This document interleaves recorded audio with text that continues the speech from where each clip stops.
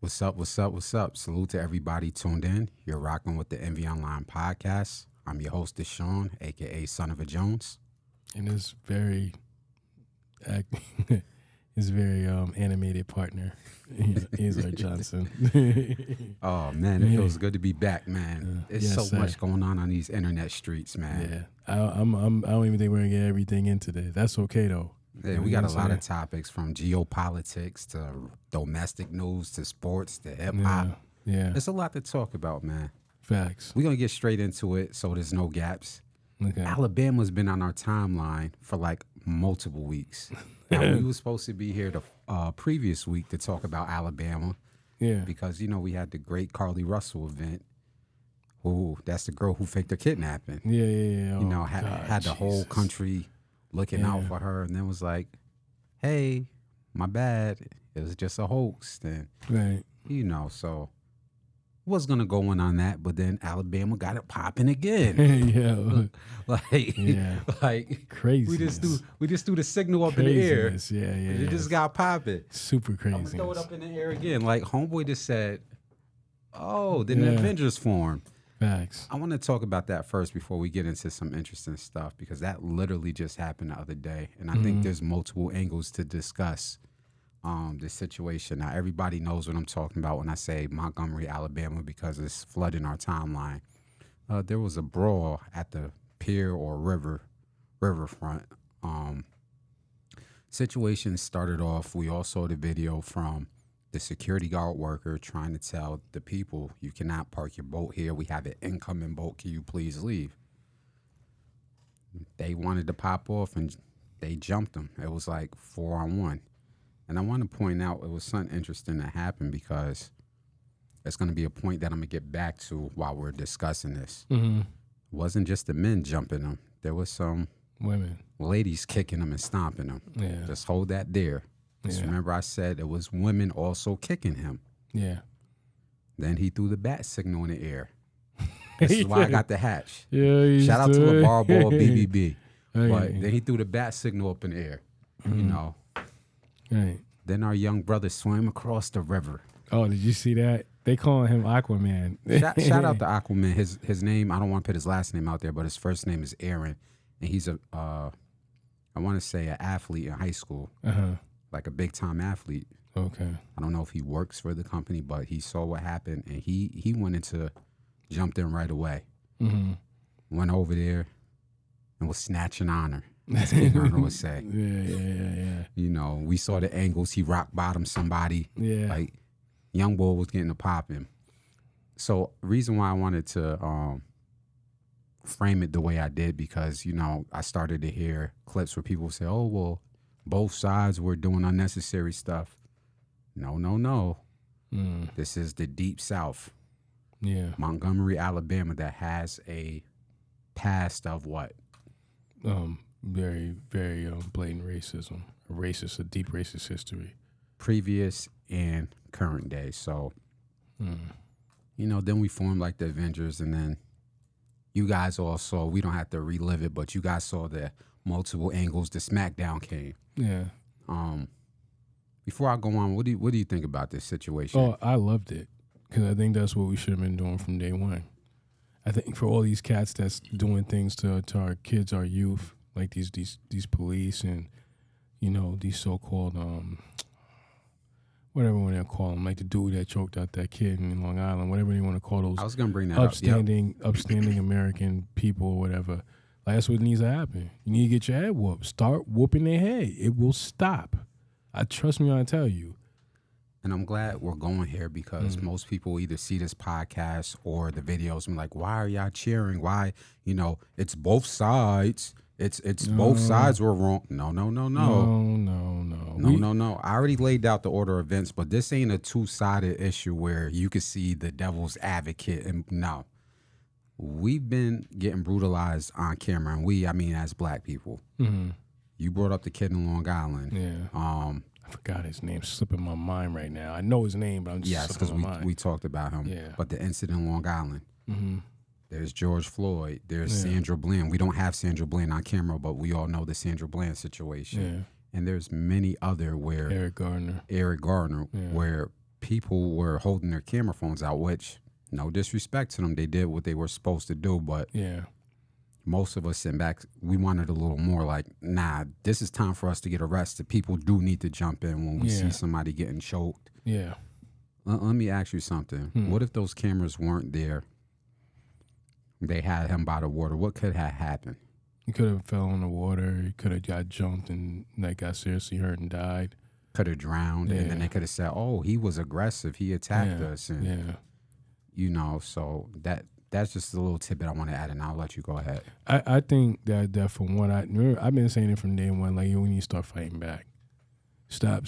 You know, like to go into your point about like with the camera phones, right? Like they're right for that, because I think what they initially start filming, they don't think it's gonna go as bad as it goes. You know, like Ray Gardner, like when he took him down like that, you thought like, yo, okay, he's just gonna get up and do whatever. Then this dude ended up dying.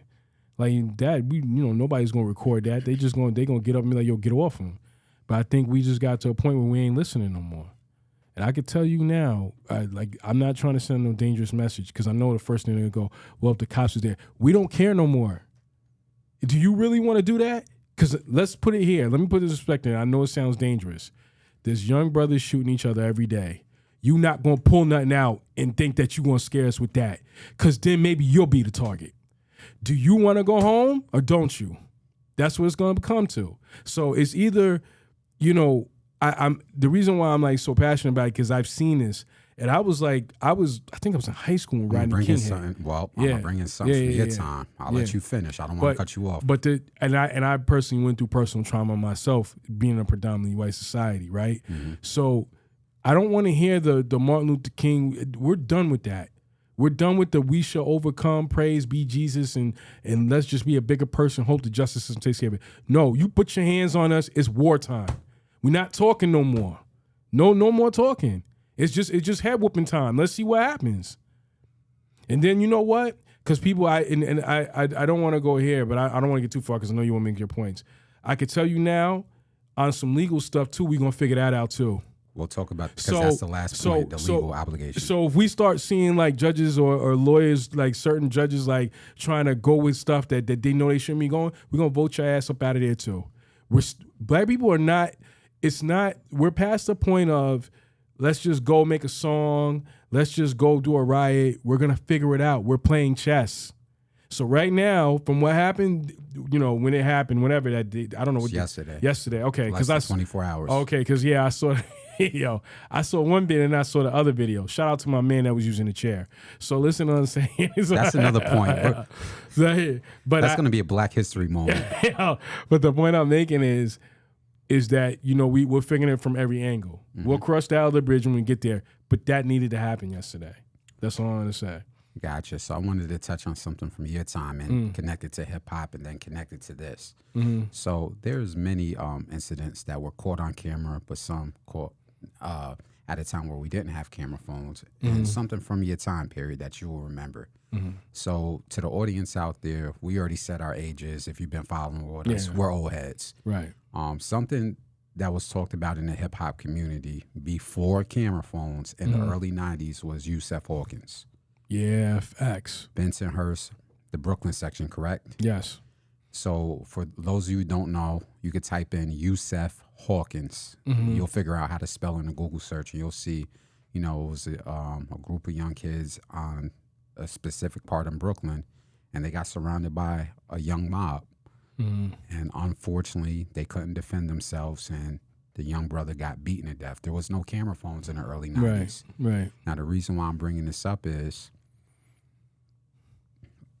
outside of him not having backup, people don't know the backside of that story, what happened. Something that blew up 2 years ago in hip-hop is one of the perpetrators of that crime, I forgot his name and it's slipping my head, slipped his way into hip-hop and was a worker at Hot 97 for 20 years. Yeah. And he didn't get outed until they put that Yusef Hawkins documentary out and his name was leaked. Yeah. I remember we were watching that because we were working on the website. His freaking name is slipping my mind. Yeah. And it's on our Instagram. Yeah, I would have to go back and pull up his name. We blew it up on the page, like, about that dude. So, well, I blew it up because there's some people at Hot 97 was acting like they didn't know allegedly didn't know, and you know how this dude just slipped through the cracks, and he was a part of one of the most heinous freaking lynchings of a young black person in 20-something years. Yeah. I brought that up to say this. Going back to the camera phone situation, that needed to happen for multiple. It's not us, because I'm going to keep saying it's not us cheering violence from hey, let's just get a racial racial riot. No. Right. We're saying as a group of people, we done been down this road multiple times. We done been down this road from the South. I said it on this podcast. I still have family to this day in the deep South, like very close to that area. Not in Alabama, but very close. There are still stories that I can recall family members telling me. Right. We see this stuff happen in Long Island. We see this stuff happen in Brooklyn, New York. So it's not that we're cheering for the brutality. This is not a two-sided issue. We're saying enough is enough. Right. The unity was very great to see amongst our people. Facts. Like the camera phones were there, but people said enough's enough. If we go to jail, this is going to be good trouble. Yeah. You know? Yeah. Now that's something you risk your freedom That's for. something you risk your freedom for because it needs to be said. Right. So I'm trying to find that. Oh, his name? Yeah. Well, you keep looking it up. But going to the brother who pulled out the chair. Now, remember I framed it and said there were some ladies that was attempting to jump the brother too. Yeah. So when such and such got hit with a chair in the head, everybody was like, "Oh, that's when he took it too far." Yeah. No, everybody's a casualty of war at that point. Super facts. You were there kicking. I'm not condoning anything, but you were there jumping 8-on-1. So when it was time to pull the self-defense and like rally for the people and you were standing in the way, then I guess you got hit too. Right. But I want to give a special Black History moment, and hopefully this can be used for future references. We're going to throw some imagery up in here when this clip comes out. Special shout out to one of our ancestors, Nathaniel Alexander. On July 7th, 1911, in Black history, an African-American named Nathaniel Alexander of Lynchburg, Virginia, patented the folding chair. Now, originally for his patent, it was designed to be used in schools, churches, and auditoriums. Right. But August 5th, 2023, it was used to get it popping in Montgomery, Alabama. That's a special moment in Black history. Shout out to Nathaniel Alexander. We appreciate you, my brother. Super facts. Oh, man. I think if I'll look that up in a minute. I think though I want to say this. I want to say like, yeah, he needed his head whooped. What is it like those people need their head whooped because they keep thinking they can just do it. They think that's okay. Like, yo, we just gonna do what we want. You ain't gonna do nothing. You know what I'm saying? Like they only, and that's the theory. Like we only do it to each other, but we don't do it to people that look like us. I said that multiple times on a podcast. So when they got their head whooped, they needed their head whooped. That's what's gonna happen. And I can swear, like, and it's always, we always want to like, why I was kind of a little happy about that? It's like what you were saying about like, it's not condoning violence. It's that. Let me give you an example. I never forgot. When Trayvon Martin's verdict was going to come out, we was at a fashion show. Yep. I never forgot this. So we come out the fashion show, and I'm about to start posting, like, pictures of all types of stuff from the show. I posted a picture. What I didn't know was that was happening. And then I started, everybody's phone started blowing up in the car. Notifications. So everybody was starting to see it. So I already posted this picture of this girl, but I'm, like irritated because now, and I remember everybody was just kind of quiet because we all knew what was coming, but nobody did nothing. Like, that's the thing. Like, George Zimmerman walks around here and nobody whooped his head. So I'm just like, yo, man, that's crazy.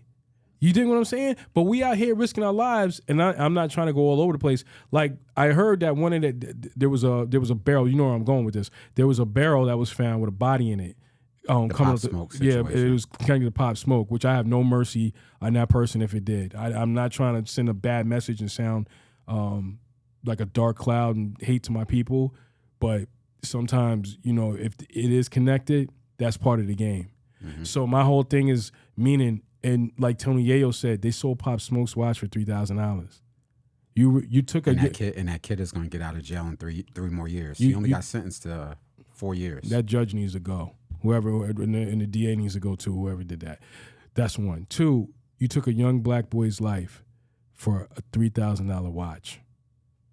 Let that sit there with you. You're doing time. You destroyed that young black boy's mother for a $3,000 watch. I have no mercy. What I'm saying, the point of the matter is, why don't you go after George Zimmerman if you feel like you want to get up and get a come up? Go do what you're going to go do to him. You know what I'm saying? It's hard enough for these young black boys to walk around, right? They got their own people doing that to them, but you not doing it. You know what I'm saying? And then you got people that don't look like us, like what we saw yesterday, how it started. They felt like doing. I'm pretty sure there was some alcohol involved, and I'm not excusing them. I'm not excusing them for it, but it put them on a brave level. And the fact that they put their hands on them is automatic. It's automatic. Like, you need to get your head whooped. Yeah. There's an old saying. And now I'm piggybacking off of what you just brought in. There's an old saying is that the alcohol, a drunk person never tells no lie. And basically that saying comes from, alcohol brings out the truth in people. Yep. Now, I don't drink now at my age. I quit drinking a couple years ago for health reasons. But I drank in college. I drank a lot in my early 20s. Mm-hmm. As much as I drank and even sometimes passed out, I was still conscious of what I was doing. Meaning if it wasn't in my heart to do something, the alcohol didn't make me magically do it. Mm-hmm.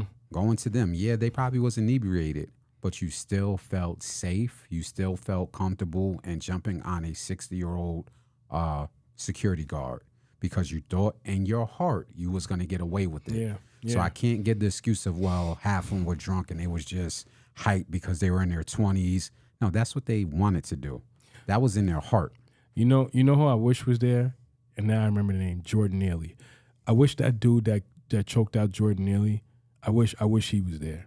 I wish, he would have there and had a brave moment, and then we would have had a chair, and then we would have seen what you would have wanted to do. That's what I want to see. I want to see. I like you doing it when it just, they don't understand. When we see that, we're traumatized. They do not understand that. Let's just say those people of color weren't around, the other young black people weren't around, right? Mm-hmm. If we saw that man get hit, beat down by them, that's trauma. But in the sad part about it is, we would have looked at it like, this is gonna be a long, dragged out process. And he's gonna get a light sentence, and he's not gonna get charged. And we're gonna make a song and say F to do it, but nobody's gonna do anything. So I think yesterday felt good because it was like, somebody did something. Because you never know what could have happened. It's like you said, you never know what could have happened had they not been around. Phones there, or people weren't there. Dudes swam in the river. That's what you need to start doing. When you see, let me tell you something. If I see something pop off like that, and I don't have to know that, brother. Like, if I see something pop off, you gonna get your head whooped. I'm telling you, I'm gonna ride right upside your head. You are going to get the Brooklyn stomp. And I promise you're going to get everything you're looking for. Mm-hmm. So when you're feeling brave and like, what you going to do about it? Don't worry. I'm going to give you everything you're looking for. I want you to keep your mouth shut, the same energy when the cops come. Don't start running and crying. Don't do none of that. No. So my whole point, let me tell you something and it's kind of connecting. I saw it was a YouTube clip. I can't find it nowhere. It's like it was a social media clip. So there was two kids. I know, and there was another one too with the blind man, the black guy and the white guy. I know you saw that one. But there was another one. There was these two kids. There was a white kid, and he was stealing a bike. And there was a black kid, and he was stealing a bike. The white kid was admitting he was stealing the bike. He was like, they was like, yo, is that your bike? He's like, no, it's about to be. The white kid was saying it. He's like, yeah, I'm just trying to get out. And the white people were laughing when they were walking by. So the black kid did it. They didn't, it was an experiment. The black kid did it. And they said, yo, is that your bike? He said, no, it's about to be. He said, ain't nobody claiming it, so I'm just going to take it. So they were getting brave, and the white people were like, oh, somebody call the police. And then one older white dude was like, yo, he tried to take the tools from the black kid, right? Mm-hmm. You know what I'm saying? Now, there's no other black people really around at this point. It's just a bunch of white people standing around. So it was seeing how when it was the white kid, they was laughing. Basically a social experiment. Right. So the black kid, when it was around, they was getting aggressive. You see what I'm saying? He was by himself. I've been in those situations because where I grew, where I lived at. So where I lived at. So it was crazy. Like I to this day, like sometimes, not to make it personal, I wish like I had an older me. I'd have been in Like and the out. older brother, I'd have been older cousin. banging on them. Yo, they messing with you? I'm gonna go up there. Don't worry about it. Don't do nothing. Just when you come out of school, I'm gonna be right there when you come out the door. I'm not gonna be by myself. I'm gonna deal with it. You get what I'm saying? Make the point of what I'm making. This kid was by himself, and it was like a teenage boy. What are you doing? So when I see what I saw yesterday, the reason why, because we have been so traumatized. I mean, it's like what you said before. We becoming numb to it. So now we like, oh, well, we ain't got nothing to lose anyway. The sad part is we done been through this so much that at this point, it was generational. And you know what? Let's be honest. It's like you said, it's been going on, but there was no cameras. And now it's when it's cameras. At first, it was a shock. And now it comes to rage. Then it comes to numbness. Then it comes to we ain't got nothing to lose. So go ahead. Go ahead. I can tell you now. And I remember Robert Horry said this on TNT. That's probably why he's not doing the NBA show no more on TNT as much as he used to. I know if anything ever happened to my son, from what these situations, instance, your family's not gonna make it. I don't care if I catch you on graduation day. You're not gonna make it. But I would have the same fury that those people had when they saw that older black man getting hit. Because you know why they jumped in? Because they know what could happen. They knew where it was going. Even if he survived it, he's still traumatized. Because let's just say they wasn't there. He'd have been traumatized. He'd have been physically beaten. And it would have been the same old, oh, we feel bad for him. No. We don't want to hear that anymore. You either, it's kind of I hate to admit this, it's kind of Trump theory. You either on this side or you're not. So if you feel bad enough for him, then maybe you need to go over there and go get in there and throw your hands. I don't want to hear you feel bad for him. Nobody cares. Mm-hmm. So they got what was coming to them, and I don't have a merciful bone in my body for him. Period. Here's the second part to that situation outside of the Brooklyn stomp, the chairs, the two-piece connection with a side with a biscuit. Mm-hmm. So apparently some of the members that perpetrated the jumping owned a mini mart in town. Mm-hmm. And obviously when it happened, they tried to do a PR move and spin it like, oh, it wasn't what it seems. Like they tried to edit the clip at first, but they didn't. They forgot all the camera phones around. Right. So whoever was the worker or owner, and it's called Vassar Family Mini Mart in Montgomery, Alabama, tried to spin it, and then everybody released all those clips. That's why all those clips came out, because they was like, oh, no, you don't. You're not about to spin this narrative that, oh, we were trying to get away and diffuse the situation, and they just came and got violent. No. So the second part is the community started to boycott this mini mart. So now we're about to hit your pockets. Yep. I told you. Playing chess. Mm-hmm. We're going to figure it out. They found a Facebook page, started leaving bad reviews on Google, because that also hurts, because then when people look up your business and you got bad reviews, they don't want to deal with you. And then now you have the negative press. So now your doors might be closed. Yeah. And another thing too, remember what I said when we were talking about, I think we were talking about the politicians before. And I always kept saying, follow the money. Mm-hmm. Follow who's supporting them. It's like the Santas. Just find out who's supporting them and don't support them no more. And then if you over there with them and you donating to his campaign, I ain't rocking with you neither. We're separate entities. Stay away from me. I'm not supporting you. We need to like stop being so understanding. I don't care. You either on this side or you're not. You get what I'm saying? So I mean, it is what it is. I don't want to hear when people be like, yo, people that don't look like us be like, yo, I feel bad, man. No, you don't. No, you don't. No, you don't. No, you don't. No, you don't. I see it at my job all the time. There's despicable, disgusting, racist, degenerate individuals there. And it's clear and evident in the workplace. So what I'm telling you is like, I don't want to hear what you feel. Stop showing me or telling me a Martin Luther King quote and speech, and you're only going to show me by your actions. I ain't listening to nothing else. That's a bar right there. Basically. We're gonna talk some more bars later on in the podcast. Yeah, definitely. Yeah, man. Shout out to Montgomery, Alabama. Mm-hmm. Again, if you see this, we're not inciting a race violence.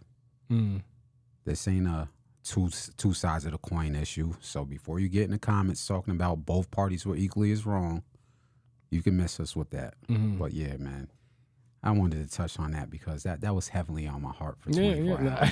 Yeah. I loved it. I think, can I say something? When I first saw it, I just saw when they hit dude, the old dude, and then the kid was swimming towards him, and look, he was swinging. Then I saw the second. There was another, like later on in the day, I saw another version, and then I saw when he was hitting them with the chair, and they was wilding. They didn't care whether they was women or not. You don't put your hands on people, and I just don't care. I don't. I really, really, really, really don't. You put your hands on somebody that you shouldn't be putting your hands on, you'll get your hands put back on. And there's no mercy. I feel no mercy for those people. None. And I am extremely glad it happened. Extremely.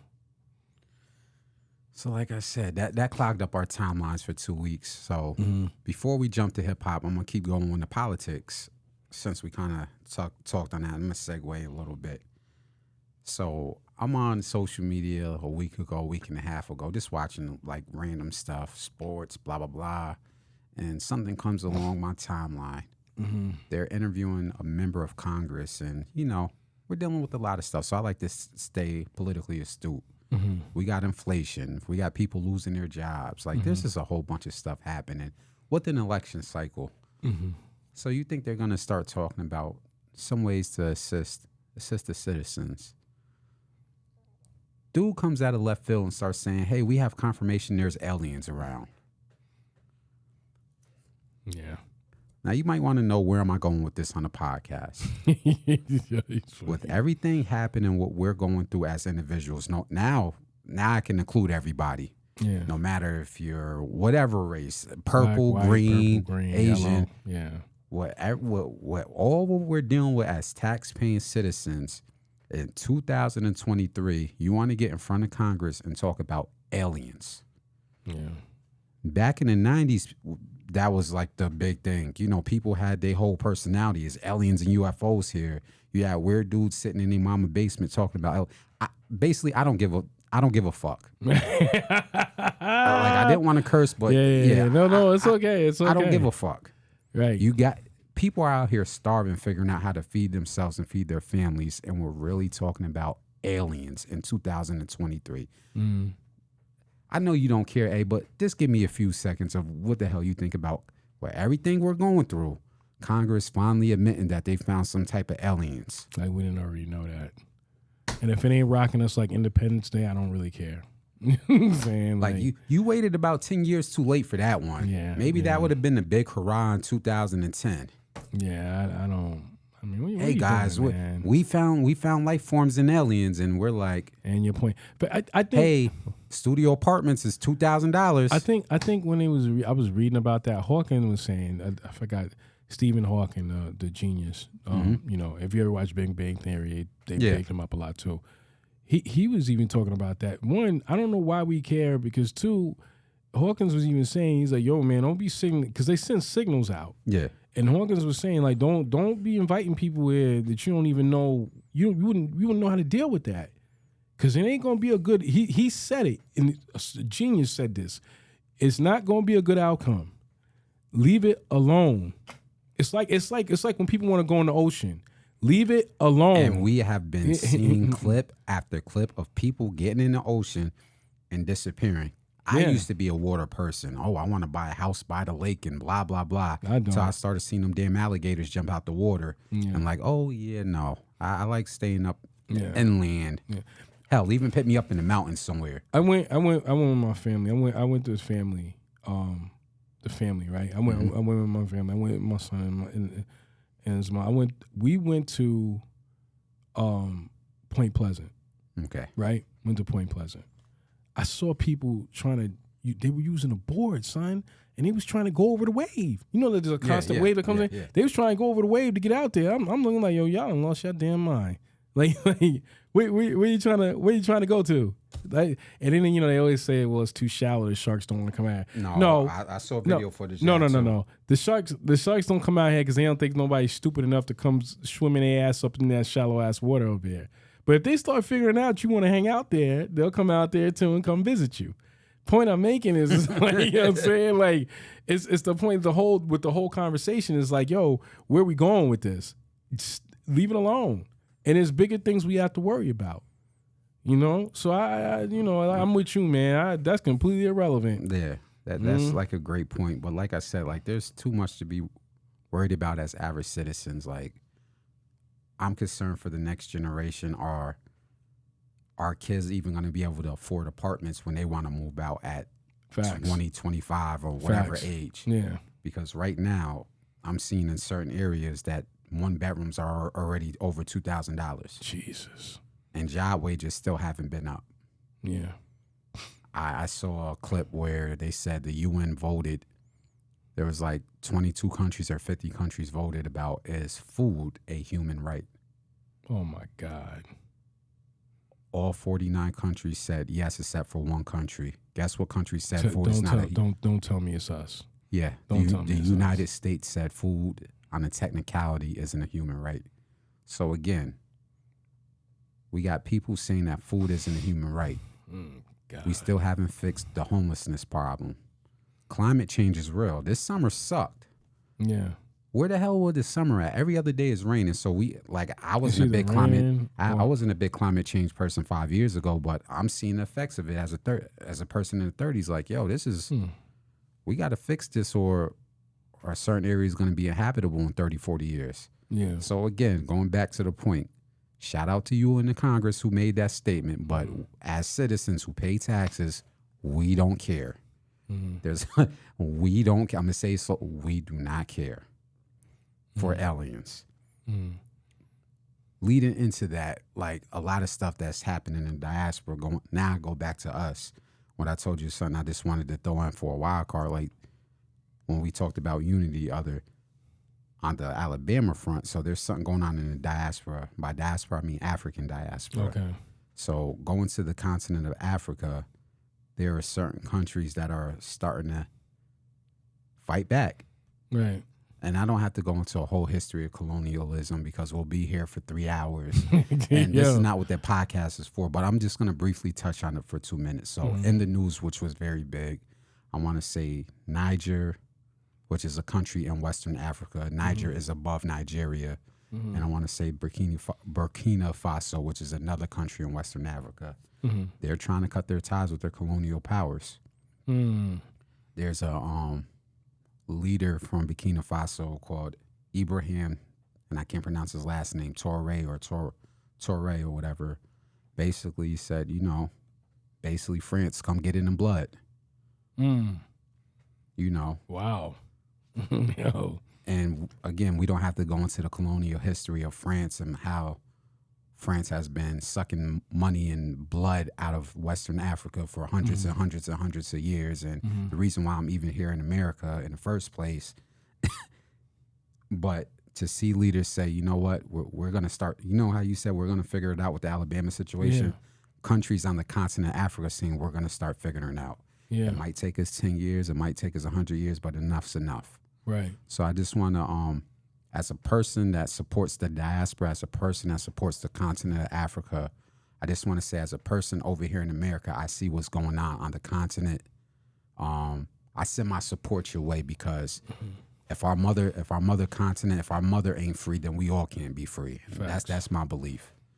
For whatever, no matter if you're in Jamaica, no matter if you're in Central South America, no matter if you're African American or whatever you are, if our mother ain't free, then we can't be free. So to the countries on the continent of Africa that's wrestling with their colonial powers and finally saying, you know what, come get in the blood, we ready to bang out.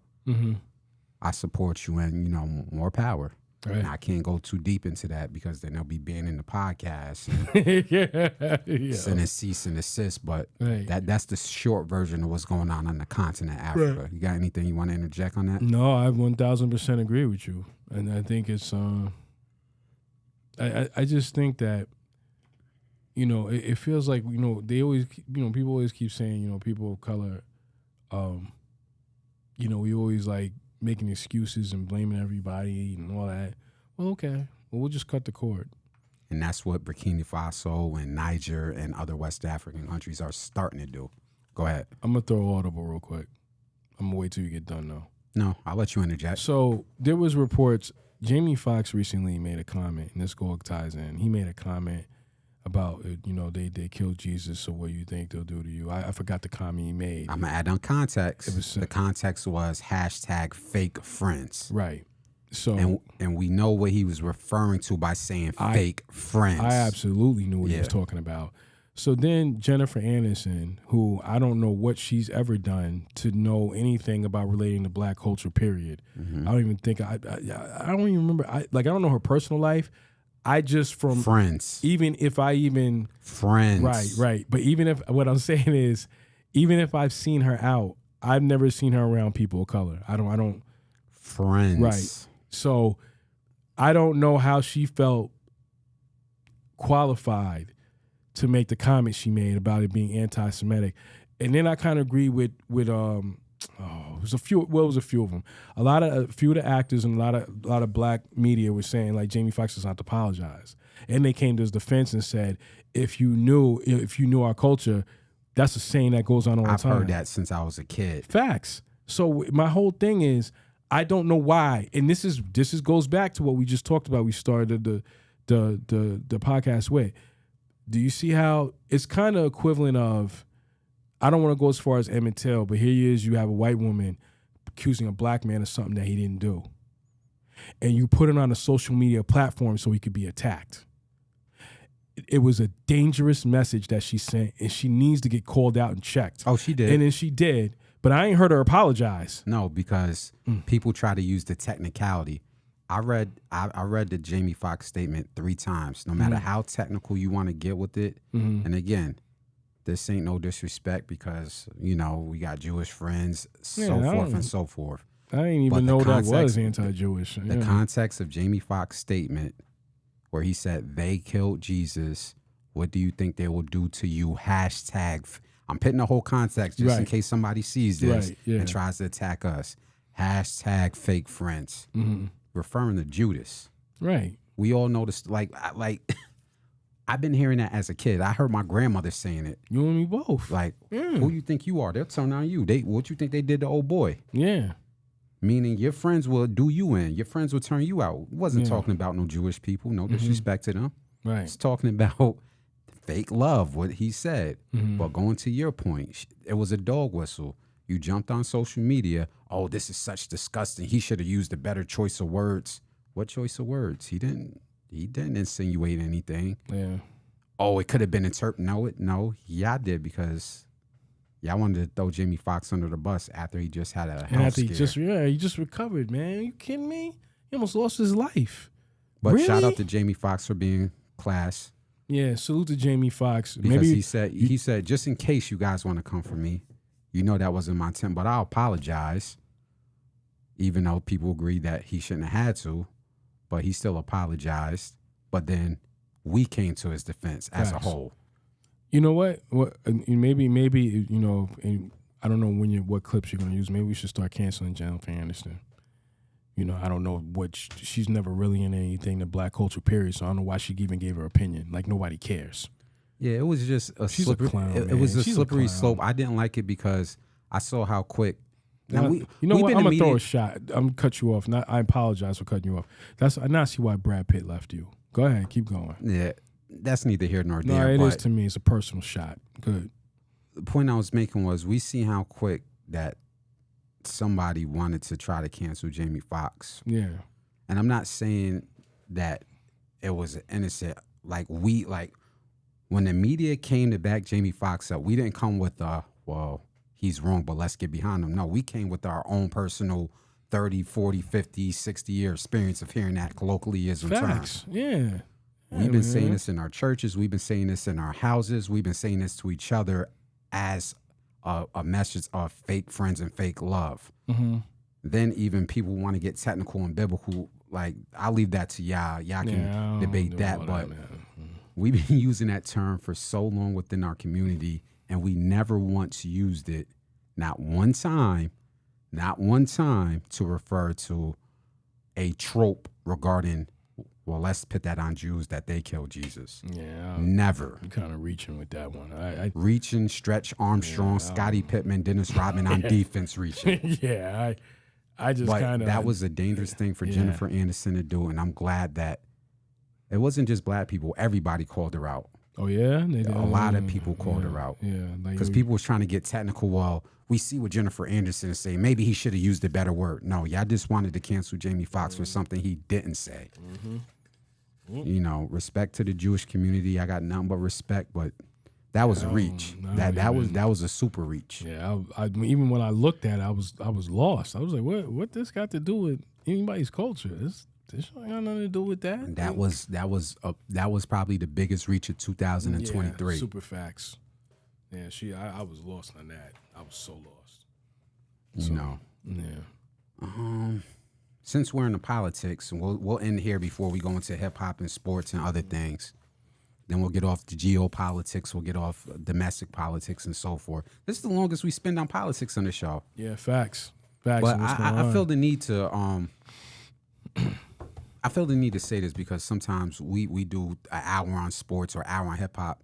Every once in a blue moon, we might spend 30 minutes on politics because I feel like it affects us. We're tax-paying citizens, whatever. But going and tying into everything we've been talking about, did we talk about Ron DeSantis last time? That's a good question. I don't think we so. did. No. But just real quick, because we were supposed to do the podcast the previous week of when the information came out about his educational program has been revealed. So did you read about that? No, I didn't. I think we talked about it. I think it's so horrific. I think some of this stuff I don't even know why I would bother. But Okay. Go ahead. I mean, if it's back to that the foundation of it, let me say this is, that he wants to teach black people that they're happy that they're slaves. Yeah. So I'm reading. You can't make this up, man. I'm reading an article from CNN. Florida Board of Education approves new Black history standards that critics call a big step backwards. So basically, it's a curriculum approved basically to wash our history and erase our history. Basically, I can sit up here and talk for 30 minutes, but that's basically what it is. And then a viral clip that's been out was people asking him what he meant when he said, well, people learn like skills or trades in slavery, and that's how it needs to be taught. No, we didn't, man. We already had skills in trade when we came over here. That's well documented. Sorry. No, your interjection was warranted, but that was like I said, there's a longer version. There's more context. You can clearly find it. All you got to do is Google it. But I just want to know to what lengths will this shit keep continuing. I want to know who's backing him. That's do too. I want to know. I want to know what corporations. I hope it's not Walmart, but whatever corporations, we need to figure it out. I ain't never stepping foot in there again. I want to know who's backing that. This is beyond dangerous. Let me tell you why it's dangerous. We already have a small segment within our society that be saying dumb-ish regarding our history. Like I had to respond to something on TikTok when somebody was like, "Oh, well, if you look at slavery from the historical context," and I like threw a basketball at the camera, like there is no positive way to spin it. It was all bad all the way around. And let me say this, even for the black slave owners, because that shall go to when we had this conversation. Well, there were black slave owners in the Louisiana area in the South. Trust me, I'm very well read. I can pull out books and go toe to toe on that conversation. But no matter how you spin it, it was bad all the way around. After slavery, the Reconstruction era. After that, peonage. After that, Jim Crow for 120 years. There was no positive way to spin that at all. And like you said, before we were captured and taken over here as prisoners of wars, in very different tribes, they already had a set skill. Like there's books out there that said they were taking certain ethnic groups from Senegal because they were good in planting rice. Like that's well documented. Right. Meaning they already had trades and skill sets. Right. So you're going to now explain it in schools because you don't want to offend nobody that they learn trade skills is dangerous, because now my grandkid is going to have to be taught X, Y, and Z, because if I don't, then he's going to come home saying, Grandpa's crazy. What is he talking about? Like, we over here learn trade skills. What Uncle A is crazy. Like, what are these guys talking about? Yeah. Are you guys sure? you guys been smoking that. That's what I think about because the first line of education is home, but we know sometimes a lot of us, let's call it what it is. We might be busy with our jobs.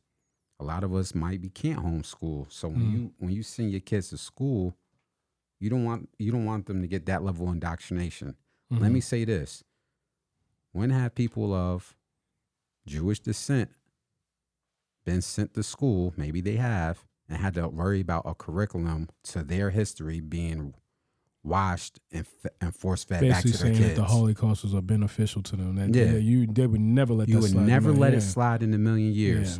Books will come off the shelf. People will be defunded. Yes. And superintendents will be canceled if that ever happened. Right. And I'm not using that as a way to throw a whole trope, but I'm using it to say, for a group of people, such as our Jewish brothers and sisters who went through a horrific event, when would they have to, had they had to in 2023, hear a freaking person running for president saying, this is how we're gonna educate America on the Holocaust. Like, that should have been sick. Like, I'm not bringing this up for a viral moment to get the views. I'm talking strictly history as it pertains to us as a group of undercasted people in this culture. When is enough enough? Like, I saw that and I'm like, oh, he's really running for president. People were just sitting up here like, oh, no big deal. Like as you said, the fuss ain't loud enough. Yeah. You really passed the curriculum and guarantee you. So it went through. According to this, it said Department of Education approved a new set of standards of how Black history should be taught in public schools. The Florida Department of Education. Not one school, the Department of Education for the state of Florida. We need to, you know what? When we I got family from there. When we get off of here, I need to research who's on that board. I'm gonna put their ass up out there so they need to be shown. Like, I don't think people understand. And this goes back to our podcast from a couple of weeks ago. People, I don't want to get involved in politics. Oh, who cares? Elections matter. They do. This dude is running for president, is trying to pass laws in Florida. And you got to realize once it's passed in Florida, it's going to be, I forgot the terminology. Like, it's going to be a standard, basically, of what other states can say. Well, they passed it in Florida. Well, let's do it in Texas now. And in less than 20 years, that will be a problem for us. Right. Because then we already have people already telling us, what are y'all complaining about slavery? Once they pass that in school, they be looking at us like we're crazy. Yeah. You want to bring that up? You fired from your job. Yeah. So I think people from our communities better start getting politically aware of what's going on and how it's going to not just affect you, but affect your children and future generations. That's my thought on that. You got anything you want to add? It's just, he's a sick. I'm being nice. He's a sick, despicable person, and I'm gonna stop talking. I'm gonna show you better than I can tell you. It needs to be exposed.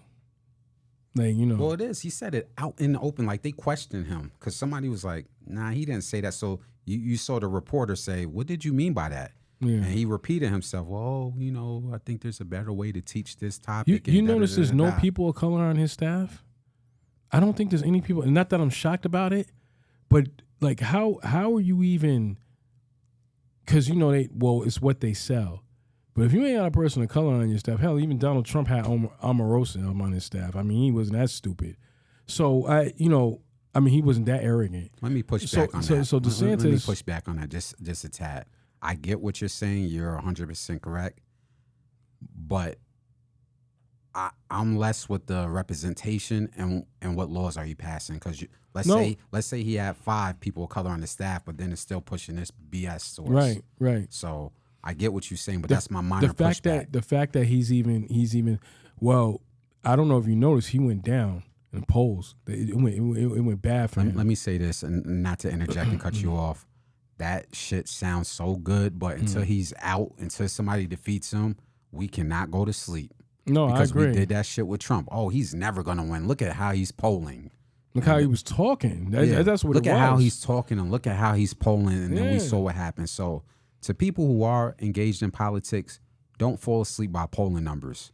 Yeah. Locally, get your ass out there this election cycle and exercise your right to vote. And don't let them threaten you. I don't care who you vote for.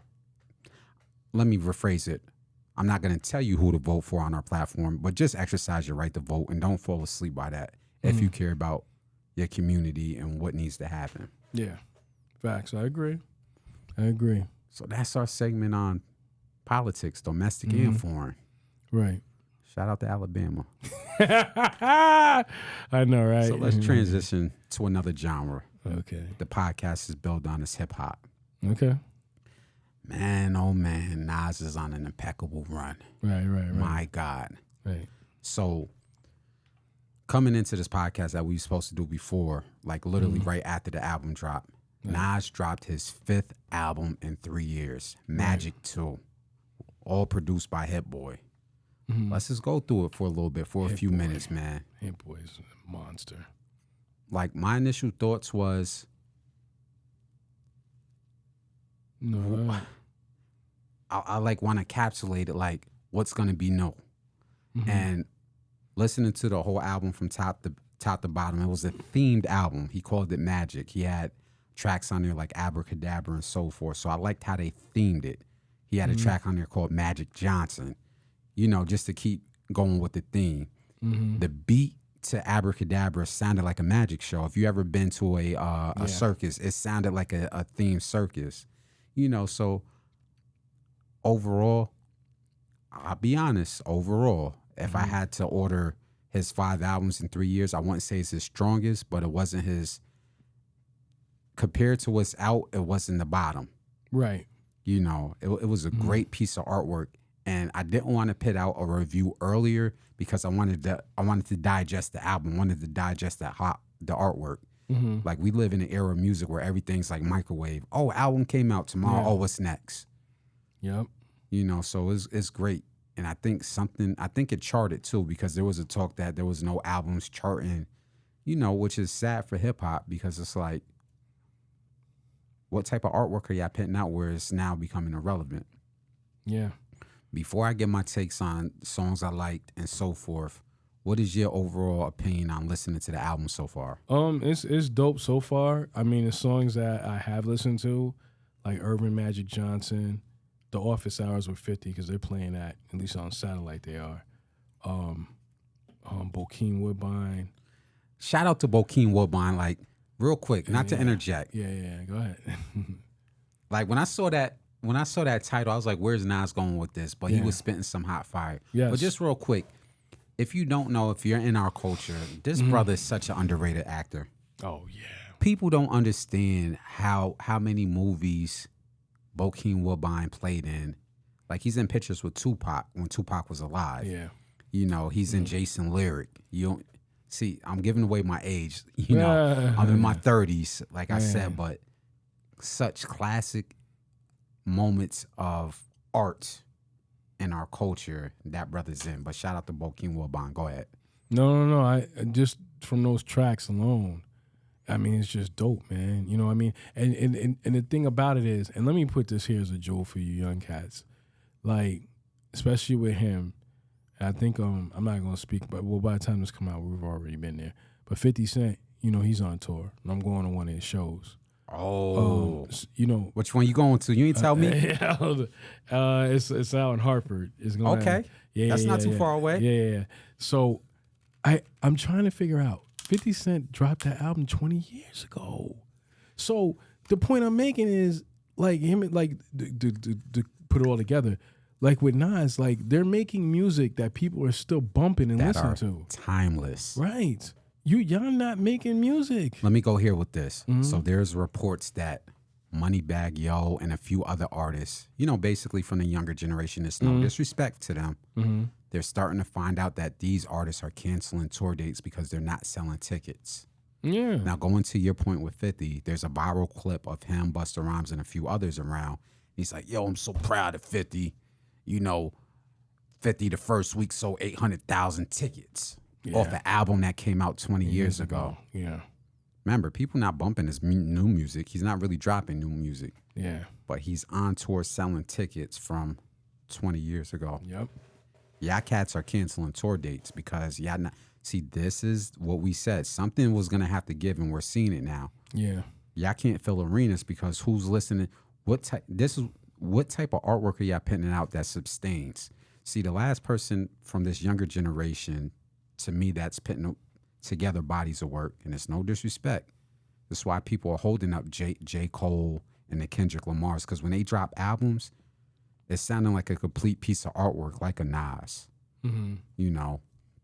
But go ahead. No, it's just Nas's album is tough, man, and it's, you know, with Hit Boy, and that's a chemistry that I hope never stops. You know, like how rare is it that, because remember, hip hop is 50 years old. Shout out to hip hop, man. Yeah. I love this culture, man.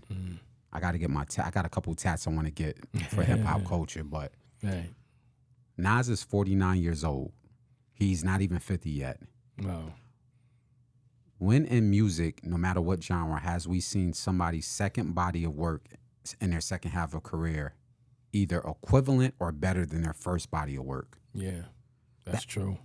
Like, we know Nas's run in hip-hop, his first couple albums, the songs that came out off of it and how it felt to the culture. Now we're hearing Magic 1, King Disease 1, King Disease 2, King Disease 3, and now Magic 2 Insane. Yeah.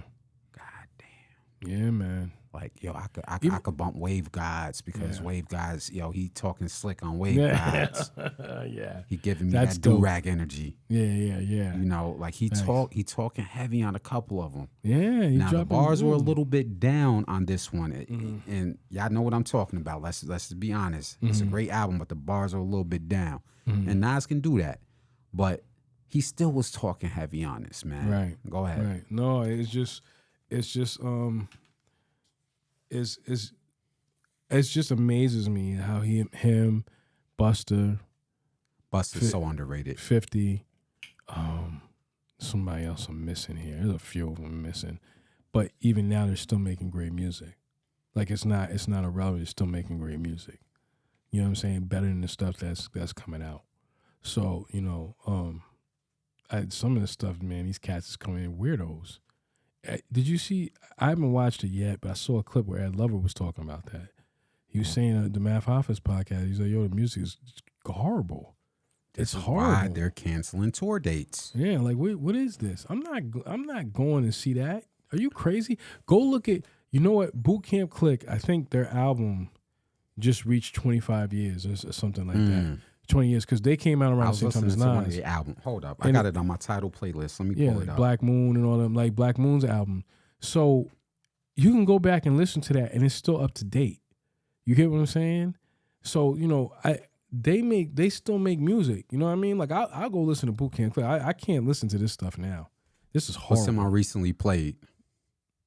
Magnum Force by Helter Skelter and Nocturnal, which is both. So I ain't capping, right? That's really in my. That's really in there. That's really in my title recently playlist. Shout out to Boot Camp Click. Yeah. Rest in peace, Sean Price. Yeah. You know, shout out to Rock. Yeah. He got a good podcast too. I forgot the name of it. Rock dude? Yeah, Rock Nation. I'll bring it up and probably add it to the clip. But shout out to Rock from Helter Skelter. He has he does his own little YouTube series, but he's still doing shows. He's still active. Shout out to the Boot Camp Clip, man. Go ahead. Yeah. No, it's just the point I'm making is like when you hear Nas's album, it's like, you know, even when he's, you know, God forget, when he's no longer on this earth, that's still gonna be relevant and still gonna be hot music. It's just that music is outshining the trash that's coming out now, and it's gonna be hot because he's in a pocket right now. Yeah. So a bar that he gave on Abracadabra, he was like, by the time they hear this, I'm already halfway done with the next album. Did anybody catch that? He said, when y'all listening to this album, me and Hit Boy already halfway done with the next one. Yeah. I calculated the time it took for him to drop this from the last one, and I think it was like nine months. It wasn't even a full year.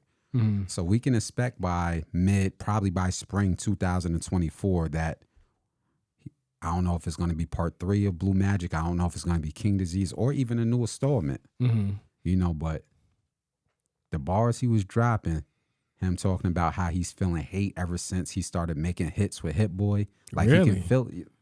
He was talking about that on Abracadabra. We got to get into them bars. He was saying ever since I started creating with Hit, I start feeling the hate. Because that was the knock on Nas, like his production. Yeah, and sometimes it was crazy. Yeah. Go listen to Nostradamus. I'll tell you reason why. Yeah. Like, because he thinks he can. His rhyming skills can overpower the beat. Yeah, but now you had to pit. So now he's like, I got the cheat code because now my production is the bars. Right. You know, so. Yeah. My God, what are y'all going to do if Nas can drop another 5 albums in 3 years and still keep going? Jay don't even do that. We need Jay to drop an album. Yeah, he's too busy running Rock Nation and trying to be the boss. So real quick, we talked about Nas' album. What is your overall take? If you had to give it a scale on a mic system from your era, how many mics would you give it? 9. 9.5. Nah, remember, 5 mics. Oh, on the 5 mic thing. I thought you meant 1 to 10. I'm sorry. I got caught off guard. 4.5 mics. All right, I got it at a solid 4. So we're around four mics. Yeah. You know. From what I heard, it's 4.5 mics. I mean, that's, and you gotta remember, I came, like, when I was in hip hop, because you asked me last time, and I when I gave that answer, that means when I was into it. But, you know, trust me, I remember. I've been around, like, special ed days and all, Chubb Rock, all that. But anyway. Didn't it? Yeah. That's, like, definitely an era I grew up in.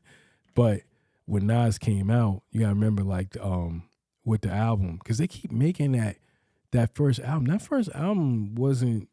I mean, it's classic because of some of his hits and his rhymes, but the beats were not. Yeah, nah. I give it to you, but it's just like, dog, when he's rhyming like that, and they saying he started writing some of that stuff at 19. Mm-hmm. Think about the mindset you got to be that ill of an artist at 19. The only other person that was writing like that early that we know of was Rakim. They said Rakim was writing like that at 17, 18, and 19. So I think that's why the album gets a lot of accolades. Yeah. No, it was a banging album. Yeah. But when they like, yo, it's 5 mics, I'm like, I don't know, there's about 1 or 2 joints on. I was like, no, this ain't working, Nas. I'm running through this, but it ain't hitting me. You know what I'm saying? I got another question. So we might touch on this before we go to sports or another hip hop topic. There's been some talk about lists, and he even talked about that, like, yo, if I'm not on your list, then I don't even know what we listening to. Right. Where has Nas cemented himself on a list? And it doesn't even have to be top 5. It could be top 10 or top 20. Where has Nas cemented himself? He's 49 years old. He just been on a 5-album run in 3 years. You got to remember, I'm comparing even when Big Daddy Kane was still rhyming for his age and so forth. What Nas is doing, and he's telling us he has more albums coming soon. Where has Nas cemented himself on any list? Oh, he's easily top 5. Easily.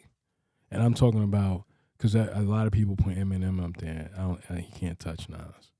Can't touch Nas. Go listen to M's wordplay and Nas's wordplay. And you can't touch Nas. Jay is ill. Is just now at this point. I mean, when you put Nas and Jay at their peak, I don't know, but you can go either. You can't lose with either way. But now when you're looking with Nas, you're looking at Jay like, yo, man, you still got it. Because and I don't doubt that he. If Nas is doing this, you ain't got no excuses. And know? I don't know. Yeah, the business connections he has, he can call any producer he wants. But it's kind of feeling like Jay's fading to black. Like, all right, I gave y'all enough. I might pop up on a guest verse, but that's it. Yeah. That's fine. my feeling, and I have no qualms with that with Jay. But as hip hop is aging, and Nas and Busta Rhymes are still putting out albums, you got to show us something too, Jay. Yeah, you got to give us something before you turn 55 years old. Yeah, don't wait too late, and then it's.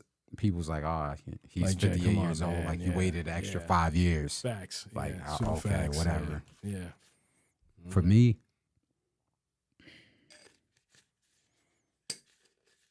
I want to say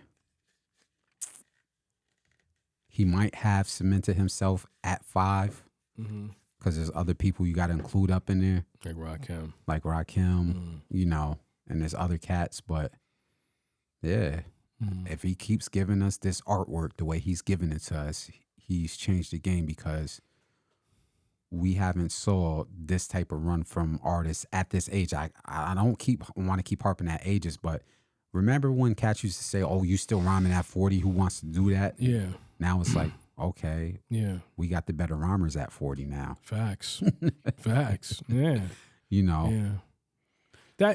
Can I respond to that? Yeah. That's the ignorance and stupidity coming from, not from our culture. It's from another culture that try to put that on our culture. Like, yo, you don't want to be doing this at 40. Yeah, okay. This isn't football, dog. And when you look at every other genre of music, they go way past 40. It's only us that think that stupid whatever that like, yo, you can't do it past 40. Nah, yes you can. Yes you can. I'd rather listen to that than I think what is that kid's name? Because he looks like a weirdo now. I don't care who feels any way about it. Oh my God. He has like all the pierced ringings and his hair is all wild. I think he's from Philly. Oh, Little Uzi Vert? Yeah, he a weirdo, man. I ain't gonna lie though. I like that song though. You know what I'm saying? Yeah. I can't do the hip lock. I know y'all young bulls be going at it. I can't. I'm too stiff, but yeah. I ain't gonna lie. That I want a rock song. Is he ain't gonna go on no tour with that. What tour you gonna go on with that? I just want to rock. Right. Wait, I be driving my son to school. Wait. Have you my seen? son be going off. Let me say this. The one thing, and I'm not gonna get into a whole spill because they'll say you sound like an old head. When I see this dude with his pointed up hair, I can't relate to it. I just can't. Image is a part of it, and you don't look nothing like what, like you know the kids I see on the block. They ain't rocking like that, man.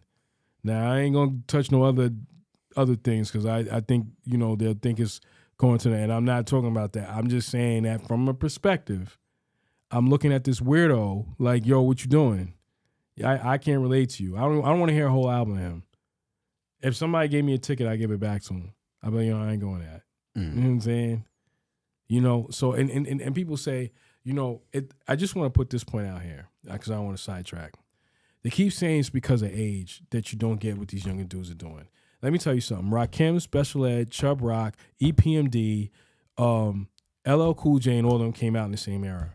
The next era was Redman, Das EFX, Preach, Tupac, Biggie, Boot Camp Click, Wu-Tang Clan. That was the whole next era. Do you think... Hold up, not to sidetrack. Mm-hmm. How old were they when they were dropping these classic albums from each era that you just named? How old was LL? No. Oh, LL was like a teenager. 17, 18, he was a teenager, 19. Yeah, EPMD was teenagers. 17, 18, 19. Right. So when you throw in they're this young and you don't get it. Well, I have 3 different generations of artists that you just named. How old was the Wu-Tang Clan when they was dropping Cream? Yeah. Some of those cats were barely 20 years old. Yeah. Go ahead. So then when you leave that era, you go now to next. I think DMX, Ja Rule. They were a little older. Yeah, okay. They were mid-20s. I get it. But do you think that Rakim heard DMX and Ja Rule and was like, oh my God, hip-hop's over? No. Let me even go here. Then if you go on the West Coast, I think it was Snoop, the Dog Pound, Easy, all of them. So I don't think Eazy-E, even though he had beef with him, I think when he saw the Dog Pound and Snoop, I don't think he looked like, oh my God, we're in trouble. Mm-hmm. Then there was Ludacris, there was 3 6 Mafia, there was Trina, there was Trick Daddy, Outkast. There was Outkast. Oh, yeah, right. So hear what I'm saying. Then Rick Ross and them came. Do you think that LL looked at Rick Ross and was like, my God, we're in trouble? I don't think so. Do you think that LL looked at Ludacris and said, oh my God, we're in trouble? Do you think that Eric Sermon looked at Outkast and was like, oh my God, we're in trouble? I don't think that. So when I'm hearing people say it's because of an age thing, no, they suck. The quality of music. Yes, y'all don't know how to put on shows because when y'all right. go to shows, some of y'all just be lip singing and letting the crowd laugh. Like horrible. The first time I saw that, and it's no disrespect because I respect this brother and I actually listen to his music. Like I caught this like 2016. I'm looking at the show and I'm like, is he lip singing? Yeah. It was Kevin Gates. Really? And I listen to Kevin Gates' music, but his shows, and he's not the only one. There's pretty much 90% of the rappers. They don't just upload the beat track. They have the vocals and they're barely rapping over the vocals. And I'm like, y'all getting paid $50,000 a show to do that? Meanwhile, the Lox is over there on Versus and just play the beat and rapping the words. Rapping the words to it. Pitting on the show. They can tell the DJ to stop here because there's no pre-recorded. I love when there's no pre-recorded track. Yeah. I don't get that as a show. As a fan of hip hop, I don't get how you're pitting on a show making 80, 100,000 and your whole show is a pre-recorded lip sync. Horrible. You could have sat in a car and did that. Horrible. I can listen to that from the car. This is why when these artists are pulling back their shows, guess what? Good, because now y'all getting hit in the pockets. Yep. Put together some greater artwork and put together a better show. Right. Because there's no reason why 50 in his mid-40s is selling out concerts. That's a damn shame. From an album that came out 20 years ago because he can still perform. Right. Right. They're making horrible music. Oh yeah, my it's God. streaming, but can you perform it? Horrible. Horrible music. So I want to get on another topic of hip hop before we jump into sports because this is going to be long. So one last hip hop topic. What the hell was going on with this Keefe D situation? I've heard parts of it. I mean, I guess the cops went looking in his house for. Let's give the context. So Tupac's been gone since 1996. We're down near 30 years. People who've been on this already know what happened. Yes, Vlad blew the whole thing up. Please tell me why the Las Vegas Police Department are playing in our face 27 years later talking about we have an arrest warrant for Keefe D. For those of you who don't know the Tupac incident, there was 4 or 5 people in the car. Everybody in the car who shot at Tupac is dead except for one person, is Keefe D. And he's been doing interviews and book signings for like the last 5 years. Literally detailing everything. Because apparently he got some deal with the feds that gave him immunity, which is why he was so comfortable talking about it, because he already got arrested for other stuff in the past. That's the short story. Why do you think the feds are playing in our face with this Tupac situation? I don't know. What good is it that you ran in his house to do what? You really think he kept some bullet fragments from 27? No. How dumb would he have to be to do that? No. Nobody even cares at this point. I'm a big Tupac fan, but like, what are you going to do with him? He's sick. He lived his life. Yeah. Okay, let's hypothetically say his mom's is gone. His father, rest in peace to Dr. Matulu Shakur, who passed away. Yeah, it's not justice for me. Yeah, like what are you doing? I want to know who killed Biggie. That too. Dang, you want to impress me? Go find out who killed Big. That too. You know what I mean? That's for the hip hop unsolved murders. That is the, coming up to this podcast. It befuddles me how they got away with that. That befuddles me how they got away with that. Because they always say, they explain it. First of all, that was at a vibe party. A vibe party. It wasn't like, because what was it, the Grammy? There was some awards show going on out there. Yeah. So it wasn't like it was like some low-key event. This was like all the stars, all the rappers, everybody was out there. And it was on a main strip. And this dude pulled up, lit up the truck, and kept it moving. And nobody got him. You know, they released a second angle like last month. There was a second angle that just got released. What actually showed pop. You see the car pull right up. You see the car pull up. You hear the shots, and then you see Puffy running backwards. Yeah. So there's still other. So you can't tell me it wasn't camera footage. Like, there's still more angles coming out 30 years. Yeah, I couldn't figure out how to either get intel, because you got intel for everything else. You could tell us what's going on in Russia. You can figure out how to spy on Thomas Sankora. Mm-hmm. You can figure out how to pull down Patrice Lumumba, but you can't figure out who shot Big. Even Gene Dale said when it first happened, he said follow the car. He was telling him go follow, because when Big got caught slipping and he got him, he was telling, because it was 2 cars. Mm-hmm. He said that, I forgot what he was saying. He said they wasn't in the car with. He said he wasn't in the car with Big. Yeah, he was in the car with Puff. Yeah, he was in the car with Puff. He said when it first popped off, he said go follow the car, like go follow the car. Like, yo, we gonna go after this dude, because with Big and them, like seizing him already had him. So I'm with you, man. I don't know why they even told us. Why is it even news? I just felt the reason why I'm bringing it up on a podcast, because as a fan of hip hop, we talk hip hop, but it's felt like they're playing in our face. Like, this dude has been on multiple interviews running his mouth. If y'all was gonna arrest him, y'all should have did it years ago. and told the FBI agent, whoever gave him immunity from those drug cases, fire the FBI agent and re-indict him. So, yeah. So, anything else you want to talk about in hip-hop? Not with that clownish mess, no. Because you know what? Let me say one more thing. All those so-called tough guys that was involved in that, especially two like Keefe and Suge, look where they're at. Have you seen what Keefe D looks like? Yeah. That's what you want to end up looking like? Apparently. That's going to be his claim to glory. That is your life. Look at him. Look at him. I wish we had a screen I could show. Just take a look at him. And look at where Suge is at. Really? That's your end game? Nah, not me, sir. Not unless I have to fight. Unless I'm in a situation like I was in Alabama. Yeah. No. We ain't doing that. Right, no, so we not. Let's transition from hip hop. We're going to spend the last chunk of time talking about sports. So we got a few sports topics. 2 short ones and 1 large one. Yeah. I'm going to go through the short one first. Okay.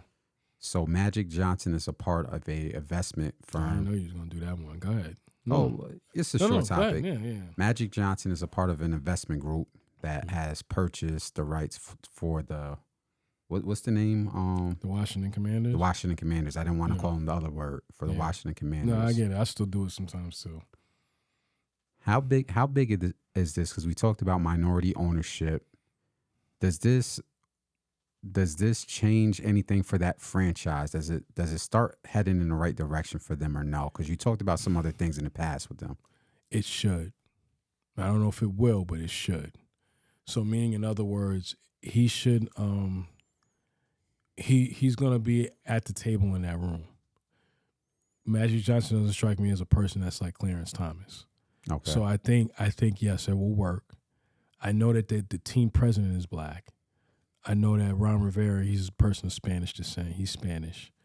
I think Magic Johnson also be in those rooms with those other owners for the NFL. So I think maybe more conversations will be had. Not like they really need to have one because we ain't stupid. Neither are they. But with him being in that room and being at that table, maybe, just maybe, it might change some things. I think it's important because I think if Ron Rivera don't start changing things, I think maybe they need to get somebody in there that's going to change things. And I'm shocked they kept him. But then again, they just had Eric Bieniemy come over there. So I'm shocked they kept him because now they're going to draft this kid. I mean, I think it's good. Let's see. Let me put it this way. I think it's a good look. I think it will have a positive and great outcome, especially for people of color, especially in the Washington, D.C. area where it's heavily dominated or populated black. So I think it'll be great. I think he'll bring in interns. He'll have them he'll have a voice in there. Also too, as a side note, maybe you should look at some black media to be covering your games because the NFL seems to have a race problem with black media. But that's a whole nother podcast. Oh, we gonna get there next week. Yeah. We coming for that topic. You want me to say that again so you can take your phone and record that, T? Because I said, oh, okay. Because I said Magic Johnson might want to look into black media covering the football team because the NFL has a race problem with black media. They seem to don't like, especially in the New York area. Hint, hint. They don't seem to like black media in. They like school newspapers with kids that don't have no numbers, no following, no nothing, that don't have anything, and they let them cover it. So, Magic, if you're listening, maybe you should go look into that. That's an opportunity you might want to give. Yeah. So, who are they looking at? Who did they draft this year, if you remember? The Commanders? Yeah. I don't remember, but I know that the foundation was that they were going to start with this kid, Hal. They drafted him last year. He was a young kid. And because they, the Tyler Haneke project, they gave up on that because whatever Ron Rivera, I don't know what that was about. But they're going to take this kid and progress him and see where it can go. That was before this new management came in. So I think they're going to build around this kid to see what he's got and, make him work and do what he's got to do. We'll see. Mm-hmm. I think Rivera's got 1 year, and I think he's out that door. If it don't look competitive or look okay or look good, he's out the door. Gotcha.